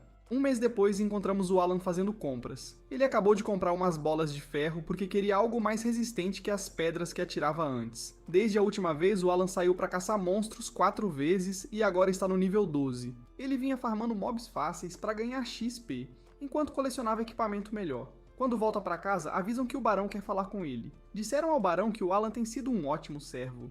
O barão fica satisfeito, mas quer saber o que o Alan anda fazendo no tempo livre. O Alan sempre sai cedo e só volta depois de anoitecer. Claro que o barão diz que ele pode fazer o que quiser, mas quer ter uma ideia do que ele anda aprontando. Alan decide ser honesto e revela que tem saído para caçar monstros. O barão só fica a imaginar por quê, então Alan lembra que é filho do Rodan, o matador de javalis. Ele declara que caçar corre no sangue, e até se surpreende com isso. O barão concorda que não dá pra mudar a natureza, então aceita a resposta. O mordomo se pergunta o que o Alan tem feito com os coelhos com chifres que caça, mas Alan lembra que tem enfrentado monstros bem mais fortes. Claro que eles provavelmente não sabem disso e imaginam que ele só mata monstros rank E. O mordomo explica que vão comprar a carne de coelho do Alan por uma moeda de prata o molho. Alan não poderia estar mais feliz. Agora pode caçar abertamente e ganhar com a carne. Alan não perde tempo e aceita a oferta. 6 meses depois, vemos que ele está caçando de novo. A meta de hoje é abater pelo menos 100 goblins. Hawkins chama o Alan, mas ele diz que continua caçando depois de comer. Hawkins está estranho, então Alan acha que deve ser urgente. Fica um pouco preocupado porque estão indo longe demais, mas aí ele vê do que o Hawkins falava. Raven está em péssimo estado, e o time faz de tudo para mantê-lo vivo. Os Goblins avançam para acabar com ele, mas o Alan consegue barrar a investida a tempo. Raven está muito pior do que Alan imaginava, e os Goblins não caem fácil. Alan não pode usar seus summons na frente dos aventureiros, então vai ter que sujar as mãos. Pede que uma das garotas o cubra e parte com sua adaga. Enquanto luta, Alan lembra que está no nível 12. Graças aos buffs de invocação, o ataque e a agilidade dele passaram dos 300. Isso significa que ele consegue derrubar monstros rank D mesmo sem suas criaturas. Eles vencem a luta, mas a vida do Raven está se esvaindo. A curandeira já zerou o MP, e as garotas começam a perder a esperança. Alan conclui que Raven não vai aguentar até a cidade, mas tem umas ervas medicinais que podem ajudar. Alan mantém o Grimório escondido e tira a Folha da Vida. Ele a criou usando a habilidade da Binzi, e tem certeza de que restaura HP. Alan tenta e as meninas ficam boquiabertas quando a folha cura Raven. Todo mundo não acredita. A ferida sumiu e Raven se lembra do Alan e da guilda. Alan usa a folha para curar as garotas também, mas elas ainda não assimilam. É claramente um item de cura muito poderoso e Alan acabou de gastar 2. Ele diz para não se preocuparem, como se fosse pouca coisa. Alan se apronta para ir embora, mas Raven insiste em retribuir por salvar sua vida. Alan só quer continuar farmando para bater a meta diária, então inventa uma saída. Pede que, se quiserem retribuir, não contem a ninguém o que ele fez. O grupo aceita e Alan sugere outra ideia. Está coletando pedras mágicas, então pede que juntem 100 de rank e para ele. Elas concordam também e calculam que vai levar mais ou menos uma semana. Depois Alan lembra que levou mais de um mês para curar a ferida do pai, mas com a Folha da Vida, Raven sarou quase na hora. Alan checa seus status e vê que só ganhou 160 XP por Goblin naquela última luta. Isso é bem ruim, considerando que é só 80% do que ele recebe quando farma sozinho. Alan invoca o Hawkins e dá bronca nos pássaros por desobedecerem. Pediu para procurar monstros perto e o Hawkins foi longe demais. Alan se surpreende ao perceber que o Hawkins tentava salvar os aventureiros. Ele pensava que suas invocações serviam só para buffs e habilidades de combate. Fica cada vez mais claro, no entanto, que as invocações têm sentimentos. O Hawkins priorizou o impulso de salvar os aventureiros às ordens do Alan. Ele não acredita e comenta que os devs criaram criaturas bem maneiras. Ele pede desculpas a Hawkins e diz que está feliz por ter o pássaro no time. Em casa, Alan ajuda Cecil a encontrar um pote de geleia. Ele pergunta para que ela quer aquilo e ela diz que vai fazer biscoitos, claro. Quem não ama biscoito quentinho? Alan fica chocado quando ela revela que o irmão Mihai vem visitar. Mais tarde, a família Granville janta e Xenov só pensa que tipo de carne é aquela. Está uma delícia. Cecil explica que é um coelho chifrudo que a Ellen caçou. Xenov comenta que isso é típico do filho do Rodin, e revela que a aldeia Crina já cumpriu a cota de caça do ano. Thomas se surpreende e pergunta por que eles não têm comido javalis de uva recentemente. Alan também se pergunta isso e conclui que tudo deve ter sido mandado para a capital real. Thomas sugere que Alan casse um cervo branco em seguida, mas a mãe diz que ele está pedindo demais. Ela se surpreende quando Alan diz que não será problema. Cervos brancos são monstros de rank C, como grandes javalis, e Alan adora um desafio. A caça começa quando Hawkins avisa que há um cervo branco por perto. Alan já os viu de longe, mas de perto são enormes. Ele convoca o Hopper para usar provocação, atraindo até a atenção do cervo. Alternam provocações e desaparecimentos para levar o animal até o local que prepararam. O plano funciona perfeitamente. Ele consegue prender o cervo numa armadilha que montou. De volta a casa, todos os guardas se preparam às pressas. Um monstro apareceu no portão da frente. O monstro quer falar com Thomas e os guardas se chocam ao ver que ele fala. Mais chocados ainda ficam quando a voz é do Alan. Thomas fica radiante. Agora terão algo especial pro jantar de ano novo. Thomas agradece ao nosso herói e Alan pensa no trabalho que deu. Ele chama o cervo de uma dor de cabeça exagerada e diz que não vale os 2.500 pontos de experiência. Granville ainda está em choque e se pergunta se Alan realmente não tem talento. Dizem que Alan não tem poderes, mas Granville não entende como uma criança de 8 anos pode caçar um monstro rank C. Algo estranho está rolando. Ele manda o Sebas investigar. À noite, Sebas diz ao Alan que decidiram colocá-lo em uma nova função. Depois do que viram, querem que ele seja um caçador de monstros. Ele explica que caçadores têm duas tarefas. A primeira é caçar monstros para garantir comida à família. A segunda é salvar os moradores caso haja ataque de monstros. Alan não acredita. Isso significa caçar monstros todo dia e chamar de trabalho. Sebas melhora ainda mais. Não querem que ele faça isso de graça. Alan vai receber 100 moedas de prata, o dobro do que ganha por mês agora. Ou seja, vão pagar um salário fixo em vez de pagar por monstro como antes. Alan fica em dúvida. Só um cervo branco já vale pelo menos 100 moedas de prata sozinho. Mas é o emprego dos sonhos, então aceita. Basta caçar o suficiente para alimentar a família, e depois poderá passar o resto do tempo caçando goblins por conta própria. Alan mal espera para começar e aceita o título de caçador com prazer. Infelizmente, Sebas também explica que ele não vai caçar todo dia. Entre o trabalho novo, continuará servindo o Cécio. Vai caçar só uma vez por semana e Alan não esconde a decepção. Sebas diz que podem tirar o título, mas Alan não quer perder isso. Não vai estragar a chance e promete cumprir todas as funções. No ano novo, todo mundo observa o gigantesco navio mágico. De perto é muito maior, e Alan conclui que deve ser movido por pedras mágicas. Mihai chega no navio e cumprimenta a irmã mais nova. Cecil fica chateada. Ele devia ter vindo no verão, e pede desculpas por estar tão ocupado. Alan pensa que Mihai tem só 14 anos, mas parece bem mais velho. Alan se oferece para levar as malas de Mihai e se apresenta como o novo servo da família. Cecil comenta que Alan também é caçador, e Mihai fica impressionado. Ter tanta responsabilidade tão jovem é raro. Então Mihai acha que Alan deve ser muito talentoso. Mihai dá uma lembrança ao Cecil, e ela promete guardar para sempre. Depois que saem, Alan diz que espera que a família esteja bem. Algum tempo depois, ele termina de caçar um monstro e fala que acabou de completar sua cota. Impressiona todo mundo com outra grande caçada porque até pegou o sapo que o chefe havia pedido. Fez bonito no cardápio. O chefe de cozinha não podia estar mais satisfeito e comenta que essa refeição vai com certeza arrancar um sorriso do Mihai. Dizem a Alan que Mihai e o Capitão Xenoff estão duelando agora, então ele vai assistir. Mihai está se saindo muito bem, e é a primeira vez que Alan vê Xenoff empunhar a espada. O duelo acaba e Xenoff elogia, dizendo que as habilidades de Mihai ficaram bem afiadas. Todo mundo fica impressionado com a caça que Alan trouxe, e Mihai tem uma ideia. Alan é claramente muito talentoso, então ele pede para treinar com ele. Granville autoriza, e Xenoff entrega uma espada após Alan.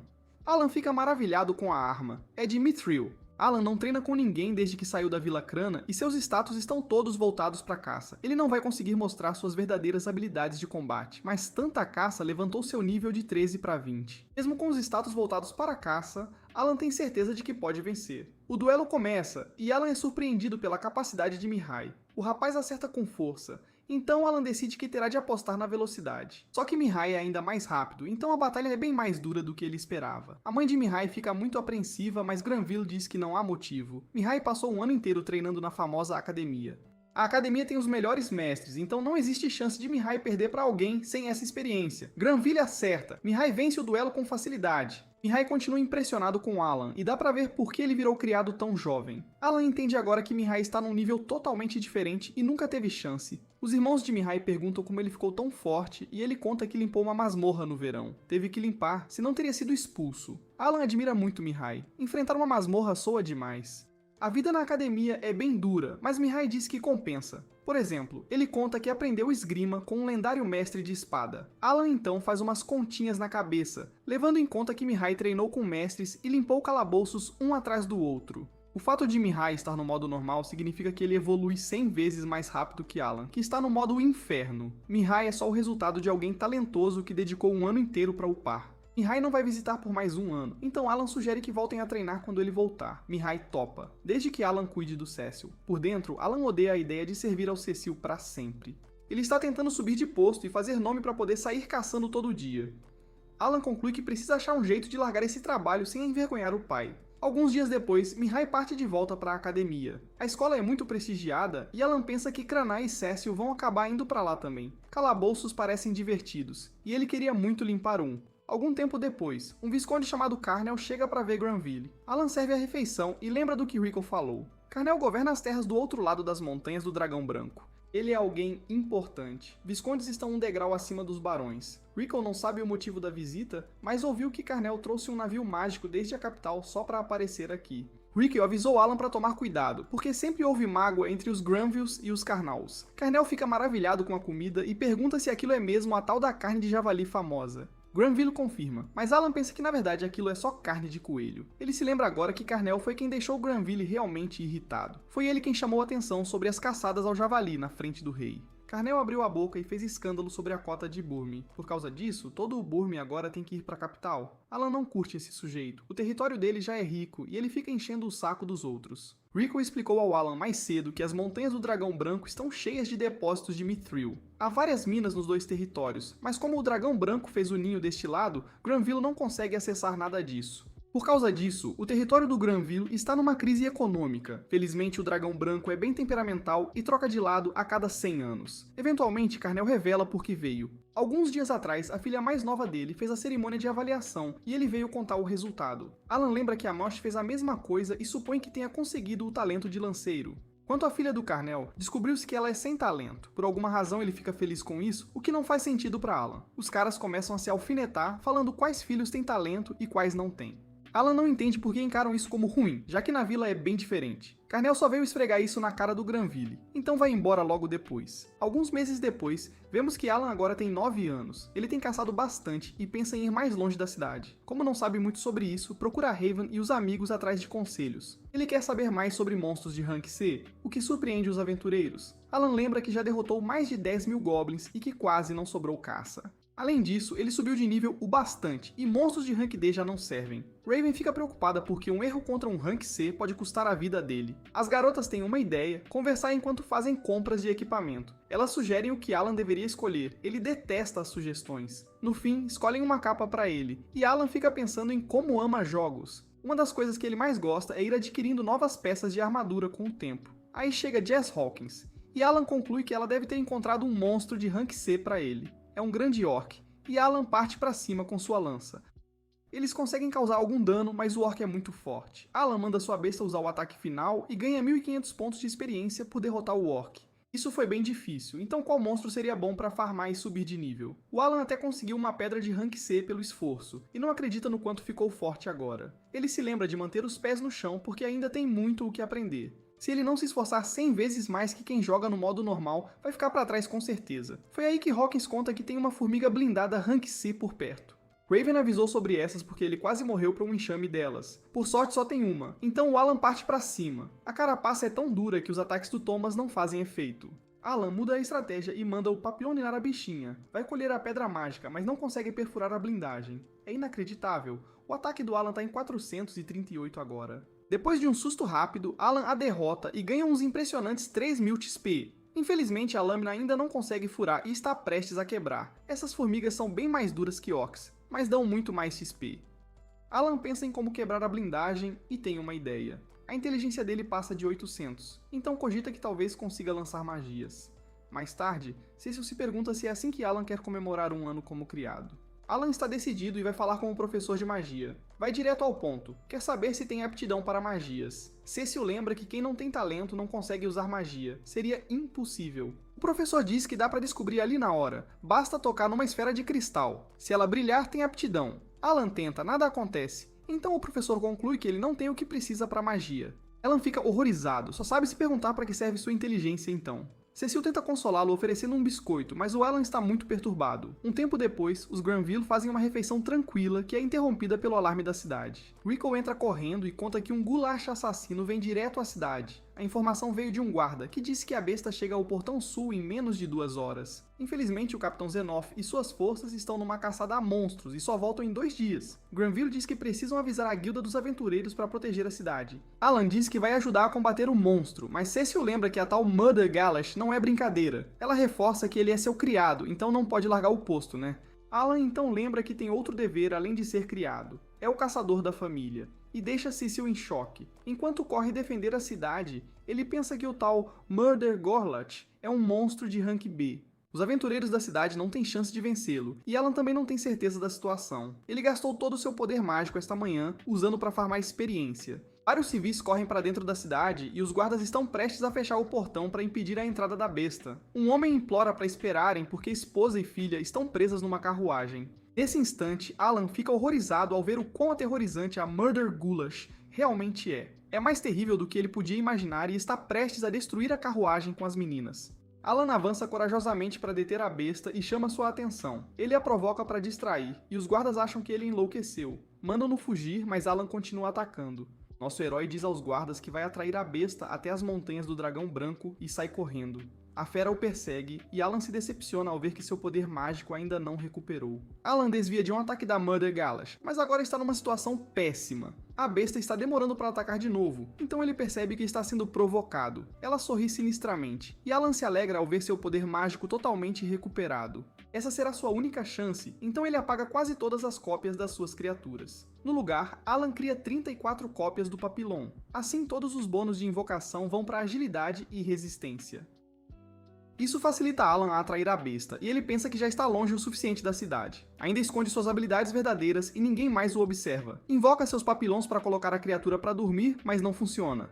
Ou ela tem algum tipo de resistência, ou Alan admite que talvez não esteja se esforçando bastante. Ele convoca mais 3 papilões, mas continua sem efeito. Horas depois, vemos Alan ainda fugindo pela vida, e a besta sem sinais de cansar.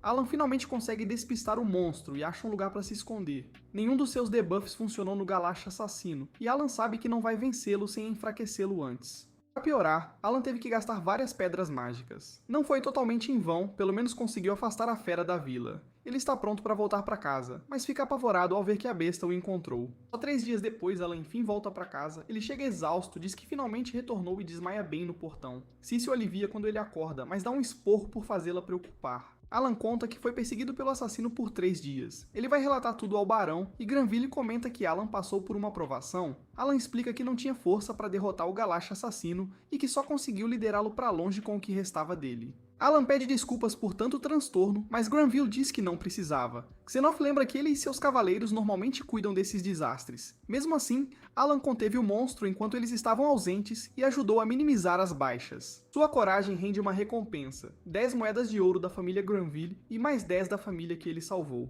Alan não poderia estar mais feliz. Com essa grana dá até para comprar uma espada de Mithril. Algum tempo depois, Alan enfrenta outro monstro e comenta que sua nova espada de Mithril corta como faca quente na manteiga. Fica desapontado quando não corta a armadura do besouro, mas se choca quando funciona. A espada atravessa o besouro e Alan finalmente recupera sua pedra mágica. Ele diz que o dia será todo de experimentos, convoca 2 de seus Hawkins e manda o terceiro dar um tempo longe. Ele guarda um dos 2 que chamou de volta no cartão e dá um teste surpresa no outro.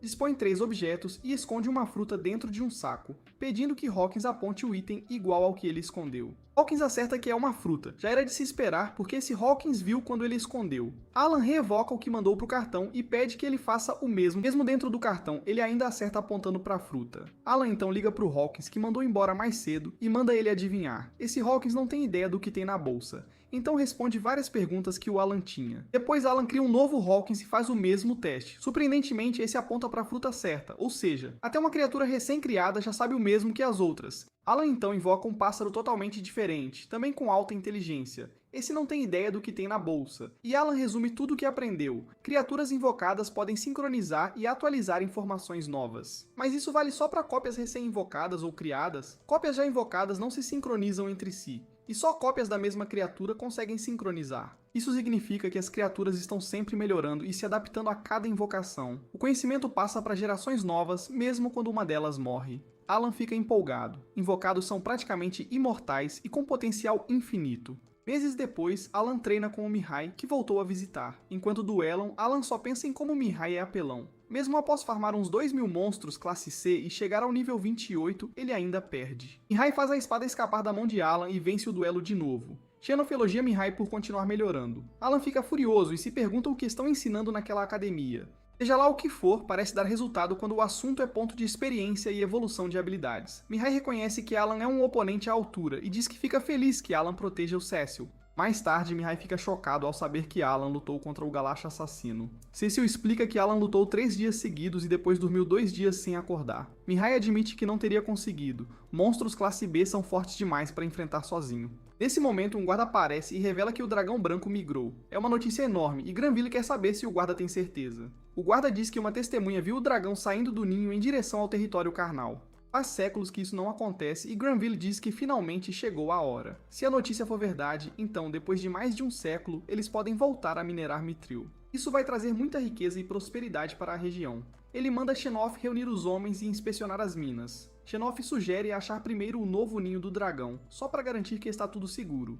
Depois disso, aí sim podem verificar o estado dos 4 locais de extração. Mihai observa que isso significa limpar todos os monstros entre as minas e a cidade. Mihai quer ajudar, mas Xenof acha péssima ideia. Seria desastroso se o dragão branco resolvesse voltar por algum motivo, sem falar que a base da montanha está cheia de orcs e goblins de alto nível. Mihai concorda em focar nos estudos antes de voltar à academia. Alan, por outro lado, pensa totalmente diferente. Não gosta que os cavaleiros façam todo o trabalho de limpar os monstros. Alan não quer perder a chance de farmar experiência, então diz que precisa bolar um plano. Mais tarde ele comenta que está bem longe da cidade hoje, e sua magia está no máximo. Tem muita coisa para experimentar porque agora ele está no nível 5 de invocação. Também está nível 5 de fusão e nível 4 de expansão. Levou mais de 2 anos para subir só um nível de invocação, e faltam 30 milhões de XP para o próximo. Está sendo literalmente brutal, e ele diz que jogar no modo inferno é implacável. Quanto ao espaço de armazenamento, Alan agora consegue guardar 50 cartas, o que lhe dá um boost maior nas buffs de invocação. Ele também aprendeu uma nova habilidade chamada Compartilhar, e espera que seja tão incrível quanto a de armazenamento. Alan supõe que deve permitir dividir coisas com suas criaturas.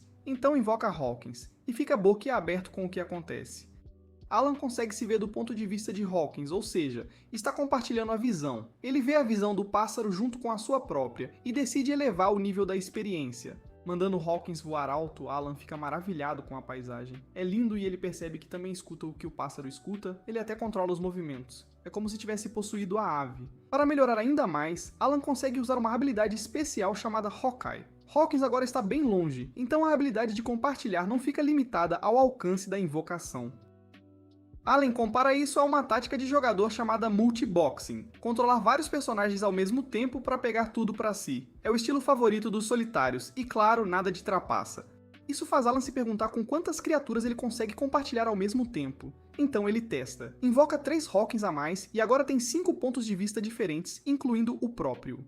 Alan tenta com a tama e fica feliz ao ver que funciona em várias criaturas. Ele exagera e adiciona outra, e dá-lhe uma dor de cabeça daquelas. 5 parece ser o máximo, estranho já que pode invocar até 50. Aí ele se pergunta se existe algum requisito de atributo para compartilhar com mais. Alan deduz que deve ser inteligência. Imagina que ganha uma vaga extra a cada 200 pontos de inteligência. Ele quer testar, então cria um bando de pássaros que dão bônus de inteligência, sobe a inteligência para 1200 e, de fato, consegue compartilhar com 6 criaturas. Isso finalmente faz Alan entender por que os devs deram inteligência alta aos invocadores. Ele quer usar Share nas novas criaturas Rank D que consegue criar, então as invoca. Fica impressionado. Tirando os bolinhos, todas começam com mais de 100 de inteligência. Isso significa que deveriam entendê-lo, e Alan fica chocado com a implicação.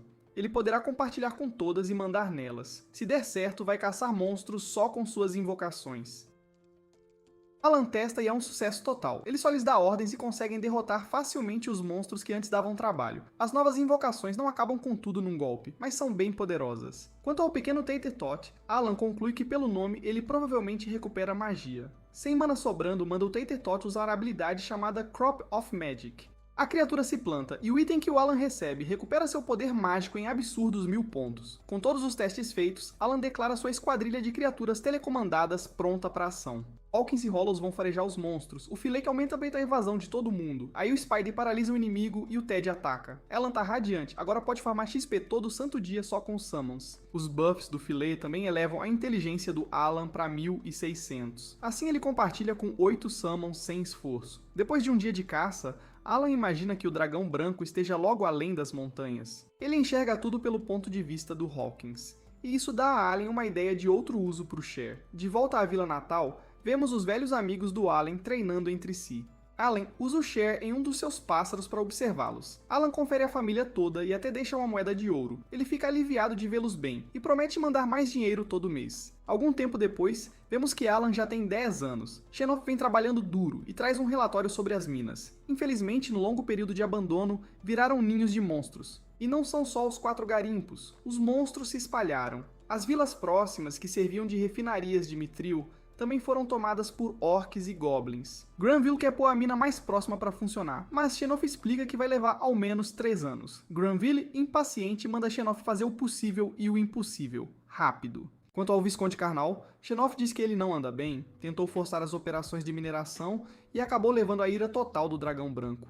Ele pôs seus trabalhadores em perigo, e no fim, todos os mineiros viraram cinzas num piscar de olhos. As minas dele terão de fechar e ninguém sabe o que ele pode fazer. Karnal pode mirar no território do Granville, então tem de agir com cautela. Enquanto Alan ouve, percebe que chegou a hora dos cavaleiros exterminarem os monstros. Na mesma hora, o Grimório do Alan mostra que ele ganhou 15.000 de experiência por derrotar um orc. Isso porque o Alan deixou as criaturas dele fazendo farm de XP enquanto trabalha. Nos últimos 6 meses ele fez um farm enlouquecido. Ele pensa que quando fizer 12 anos vai largar os Granvillos para virar aventureiro. Ainda faltam 2 anos, então Alan promete exterminar mais monstros nesse meio tempo. Não vai deixar ninguém atrapalhar, nem deixar os cavaleiros engolirem toda a experiência. Algum tempo depois, um bando de goblins se prepara para a guerra, e Alan manda os ursos para a batalha. Os ursos estão vencendo fácil, e Alan lembra de uma velha tática de jogador que costumava usar. Ele deixava o ninho do monstro intacto para poder farmar XP quando o bicho reaparecia sem parar. Mas não será assim agora, porque esses monstros se alimentam de humanos. Isso enfurece nosso herói, e ele jura erradicar cada um deles. Os goblins só vão continuar matando gente, então ele vai varrer esses caras do mapa. A dupla aranha mais urso do Alan funciona perfeitamente, e a luta é sem história. Os goblins tentam fugir, mas Alan bloqueia a única saída. O Rei Goblin finalmente aparece para entrar na briga, mas Alan não demonstra medo nenhum. Até ali, o time dele já tinha derrotado milhares de monstros de nível C. A batalha acaba logo depois, e Alan ganha 48.000 pontos de experiência pelo trabalho, mas ele não para por aí. Planeja limpar todos os ninhos de goblins espalhados pela região. Quando terminar isso, vai partir para os orcs e para o rei deles. Uns meses depois, Mihai se forma na academia e volta para casa. Cecil fica feliz em ver que ele vai morar com eles de novo, mas há algo diferente no Mihai. Ele simplesmente diz ao Alan que quer duelar, e até o Thomas percebe que tem algo errado. A família nunca viu Mihai assim, ele quase não fala. Enquanto isso, Alan pensa que agora, aos 10 anos, a restrição de idade nas suas estatísticas sumiu. Isso significa que agora ele recebe todos os benefícios do nível. Para aproveitar, Alan fez 30 cópias do Spidey e 20 do Ted. Ele está determinado a ganhar o duelo este ano. Está no seu auge. Alan surpreende todo mundo no começo da luta porque está pelo menos 2 vezes mais rápido que no ano passado. Mihai ainda se defende bem, e Alan não entende porque não consegue acertar um golpe. Agora ele deveria ser bem mais rápido que o Mihai, e começa a achar que o Mihai só fica lendo todos os seus movimentos. No fim das contas, Alan conclui que seu domínio de espada é muito baixo mesmo. O Mihai continua batendo como tanque e ganha o duelo de novo. Alan pensa que talvez precise de mais agilidade, mas não é isso. O Mihai já o domina, diminuir o ataque só pioraria. Mihai elogia o caçador da família porque finalmente o fez suar. Alan vai apertar a mão dele, mas Mihai parece distraído. Cecil sugere que Alan peça aulas, e ele diz que adoraria aprender. Só que o Mihai os interrompe. Precisa falar com Cecil e Thomas. Revela que terá de partir para cumprir o dever nobre. Não vai voltar tão cedo e nem pode explicar qual é esse dever. Ele parte no dia seguinte e Cecil fica horrorizada. Ela olha para os pais, mas eles já sabiam de tudo. Mihai tenta acalmar dizendo que volta em 3 anos, o que só piora as coisas. Cecil achava que tinha o irmão de volta, e agora vai ficar muito tempo sem vê-lo. Aí Alan entende por que Granville e Carnell não queriam que os filhos tivessem um talento. Os talentosos têm deveres nobres. O barão já sabia que isso aconteceria, e Alan só fica imaginando qual é esse dever. Mihai se prepara para partir no dia seguinte e se despede da família, pedindo a Alan que proteja a Cecil, e Alan promete que vai. Mihai parte e Alan se pergunta se imaginou o tremor na voz dele. Um tempo depois, Alan diz que subjugou todos os covis de Goblin da região nos últimos 6 meses. Ele está no nível 35, hora perfeita para enfrentar o Rei Orc. Alan é atacado, mas manda o Bron defendê-lo. Bron absorve uma tonelada de dano, e Alan se pergunta se está perdendo o HP. Ele não consegue ver e pensa que não conseguir ver o HP atual das suas invocações é um problemão. As criaturas aguentam batalhas longas, mas somem do nada depois de levar muito dano. Alan usa o Spidey para travar os últimos orcs do portão e avança. Mais orcs aparecem dentro, e Alan conta cerca de 200. Ansioso pelos pontos de experiência, manda sua equipe entrar. O plano do Alan está funcionando perfeitamente até agora, e ele está nadando em XP. Então, de repente, um ataque misterioso vem do céu e o Alan mal consegue se proteger na força bruta. Alan imagina que foi o Rei Orc, mas não pode ser. Só pode haver um desses. O ataque veio de 3 orcs de aparência estranha, e é a primeira vez que Alan vê magia neste mundo. Alan usa o Bron para se defender de mais investidas, mas esses orcs são espertos. Eles acertam as forças de Alan por trás, onde o Bron não alcança. Alan percebe que pode atacá-los com suas bolas de aço, mas os orcs simplesmente se abrigam. Eles atacam de longe, e Alan percebe o quanto são inteligentes, ficam fora do alcance dele, e até ignoram suas criaturas para mirar direto nele. A batalha começa a virar quando os magos chamam seu líder. Alan diz que a cena é aterrorizante, porque ainda há mais de 100 orcs. Ele conclui que precisa parar de só se defender e transformar isso numa guerra de atrito. Ele tem várias pedras mágicas e pode invocar mais de 20.000 cópias do Ted se precisar. Vai continuar lutando até a mana acabar, o que não será logo, pois ele tem um monte de itens de recuperação de MP. A luta segue feroz, e Alan fica satisfeito ao ver as coisas pendendo a seu favor. Mas não dura. O Rei Orc finalmente aparece. A fera é um monstro rank B, e Alan fica chocado ao ver que um único golpe aniquila suas criaturas. Alan invoca mais alguns para o combate, mas o Rei Orc continua eliminando todos. Ele fica invocando sem parar, mas percebe que não consegue acompanhar. O Orc mal se esforça, e os ursos de Alan nem chegam perto de atacar. Então o Bronn consegue proteger o Alan por um tris. Infelizmente o Bronn cai em seguida, e Alan fica totalmente vulnerável. Não lhe resta opção a não ser mandar o Ted bloquear o próximo golpe, mas isso é muito menos efetivo. Alan sofre dano pesado e é obrigado a usar um item para recuperar HP. A batalha toma um rumo sombrio e Alan está perdido. Tem que continuar invocando criaturas para tentar sobrecarregar o chefe, mas não consegue fazer isso e conter os feitiços ao mesmo tempo. Alan percebe que não vai sobreviver por muito mais tempo, então tenta fugir. Nesse instante ele ouve uma voz dizendo que ele está em apuros. É o Xenof, e Alan não acredita. O cavaleiro não devia estar aqui antes de amanhã no mínimo. Xenof contou que a fumaça vindo daqui chamou a atenção dele, por isso deu uma olhada. Xenof quer uma explicação, então Alan admite que estava tentando exterminar os esconderijos de orcs. Xenof observa o campo de batalha, e Alan fica chocado. Ninguém neste mundo conhece seus poderes, mas agora Xenof percebe tudo. Alan volta a convocar criaturas e se pergunta por que Xenof não comenta nada sobre elas. Xenof simplesmente declara que ele cuidará do Rei Orc e que o vice-capitão se vire com o resto. Alan queria ganhar mais experiência, mas isso já dá pro gasto. Ele nunca viu Xenof se entregar assim. Agora tem lugar na primeira fila da briga. Alan não se decepciona. Xenof bloqueia o ataque do Rei Thor com facilidade. O vice-capitão não se surpreende e explica. Por isso chamam o Capitão Xenof de Demônio da Guerra. Alan assiste boquiaberto enquanto Xenof aparra ataques de um monstro 2 vezes maior que ele. Lebrand entra na luta em seguida e Alan também fica impressionado. Lebrand começa a brilhar e Alan diz que aquilo lembra a habilidade extra da Kraina. Lebrand usa apenas um ataque que fere vários orcs ao mesmo tempo. O mais impressionante é que ele mirava justamente nos orcs mágicos o tempo todo. Lebrand mostra uma habilidade incrível e Alan comenta que ele é tão OP quanto o capitão. Alan fica apreensivo quando o Rei Orc desferre um golpe poderoso. Mas Xenof está bem. Ele cai do céu e corta o Rei Orc ao meio. Alan fica incrédulo. O capitão derrubou um monstro rank B com um só golpe.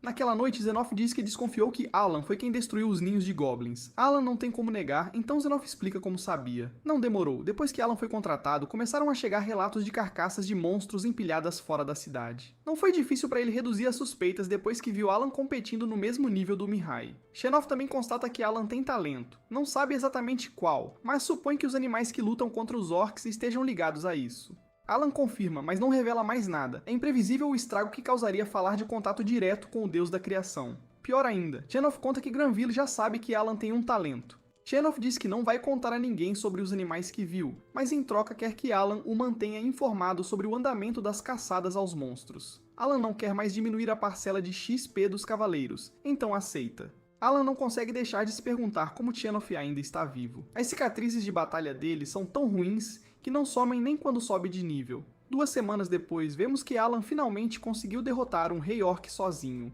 Ele ganha nada menos que 25.000 pontos de experiência e diz que já virou ciência. Primeiro ataca por todos os lados com um esquadrão de 40 ursos, o que abre um rombo nas forças orcs e impede a formação inimiga. Depois manda a equipe focar nos orcs mágicos até eliminá-los. O total de XP que Alan recebe por destruir uma toca de orcs é 335.000, 7 vezes mais que o ganho ao matar um goblin. Algumas semanas depois, os Granville recebem a visita de um mensageiro real. Ele entrega papéis a Granville, que entende do que se trata, o diário do filho. A família fica horrorizada com o que aquilo pode significar. O mensageiro diz que Mihai cumpriu sua missão com dedicação, mas infelizmente a vida dele chegou ao fim, e ele foi enterrado. A família grita de agonia e Granville se recusa a acreditar. Fazem só 6 meses e eles sabiam que Mihai tinha saído da academia agora. Granville acusa a corte, supondo que usam Mihai como bucha por sua nobreza de menor escalão. O mensageiro pergunta se é isso que ele quer contar ao rei, mas Granville sabe o perigo que seria. A mãe de Mihai desaba em lágrimas e o mensageiro se retira. Alan então lembra do dia em que Mihai partiu. Ele estava agindo muito estranho, tremendo até quando disse a Alan para cuidar de Cecil. Alan fica horrorizado e começa a imaginar se Mihai sabia que ia morrer. A apavorada Cecil pergunta o que está acontecendo e Granville manda todo mundo sair do quarto antes de contar. Thomas não entende porque também tem que sair, e ela é de estranha porque só vai contar para Cecil. Lá fora, Alan escuta o quanto Cecile fica abalada. Granville conta tudo, e ela não acredita que Mihai sabia do perigo. Granville explica que aquilo faz parte de um dever que nobres são esperados a cumprir. Cecile se recusa a aceitar e sai correndo para o quarto. Alan não entende nada e se pergunta se ser nobre não traz alguma cláusula sinistra que os obriga a essa missão mortal. Mais tarde, Rickle torce para que Cecil esteja bem, mas ela não saiu do quarto desde que ouviu a notícia. Rick Ellie conta que o irmão de Granville também morreu jovem. Tudo isso é terrível e ligado a esse dever misterioso. Nesse momento, todo mundo entra em pânico quando a criada anuncia que Cecil desapareceu. Procuram por toda parte e Alan percebe que ela deve ter saído pela janela, então sai correndo para fora esperando alcançá-la antes que ela faça algo precipitado. Valeu por assistir ao meu resumo. Não esquece de curtir o vídeo, hein?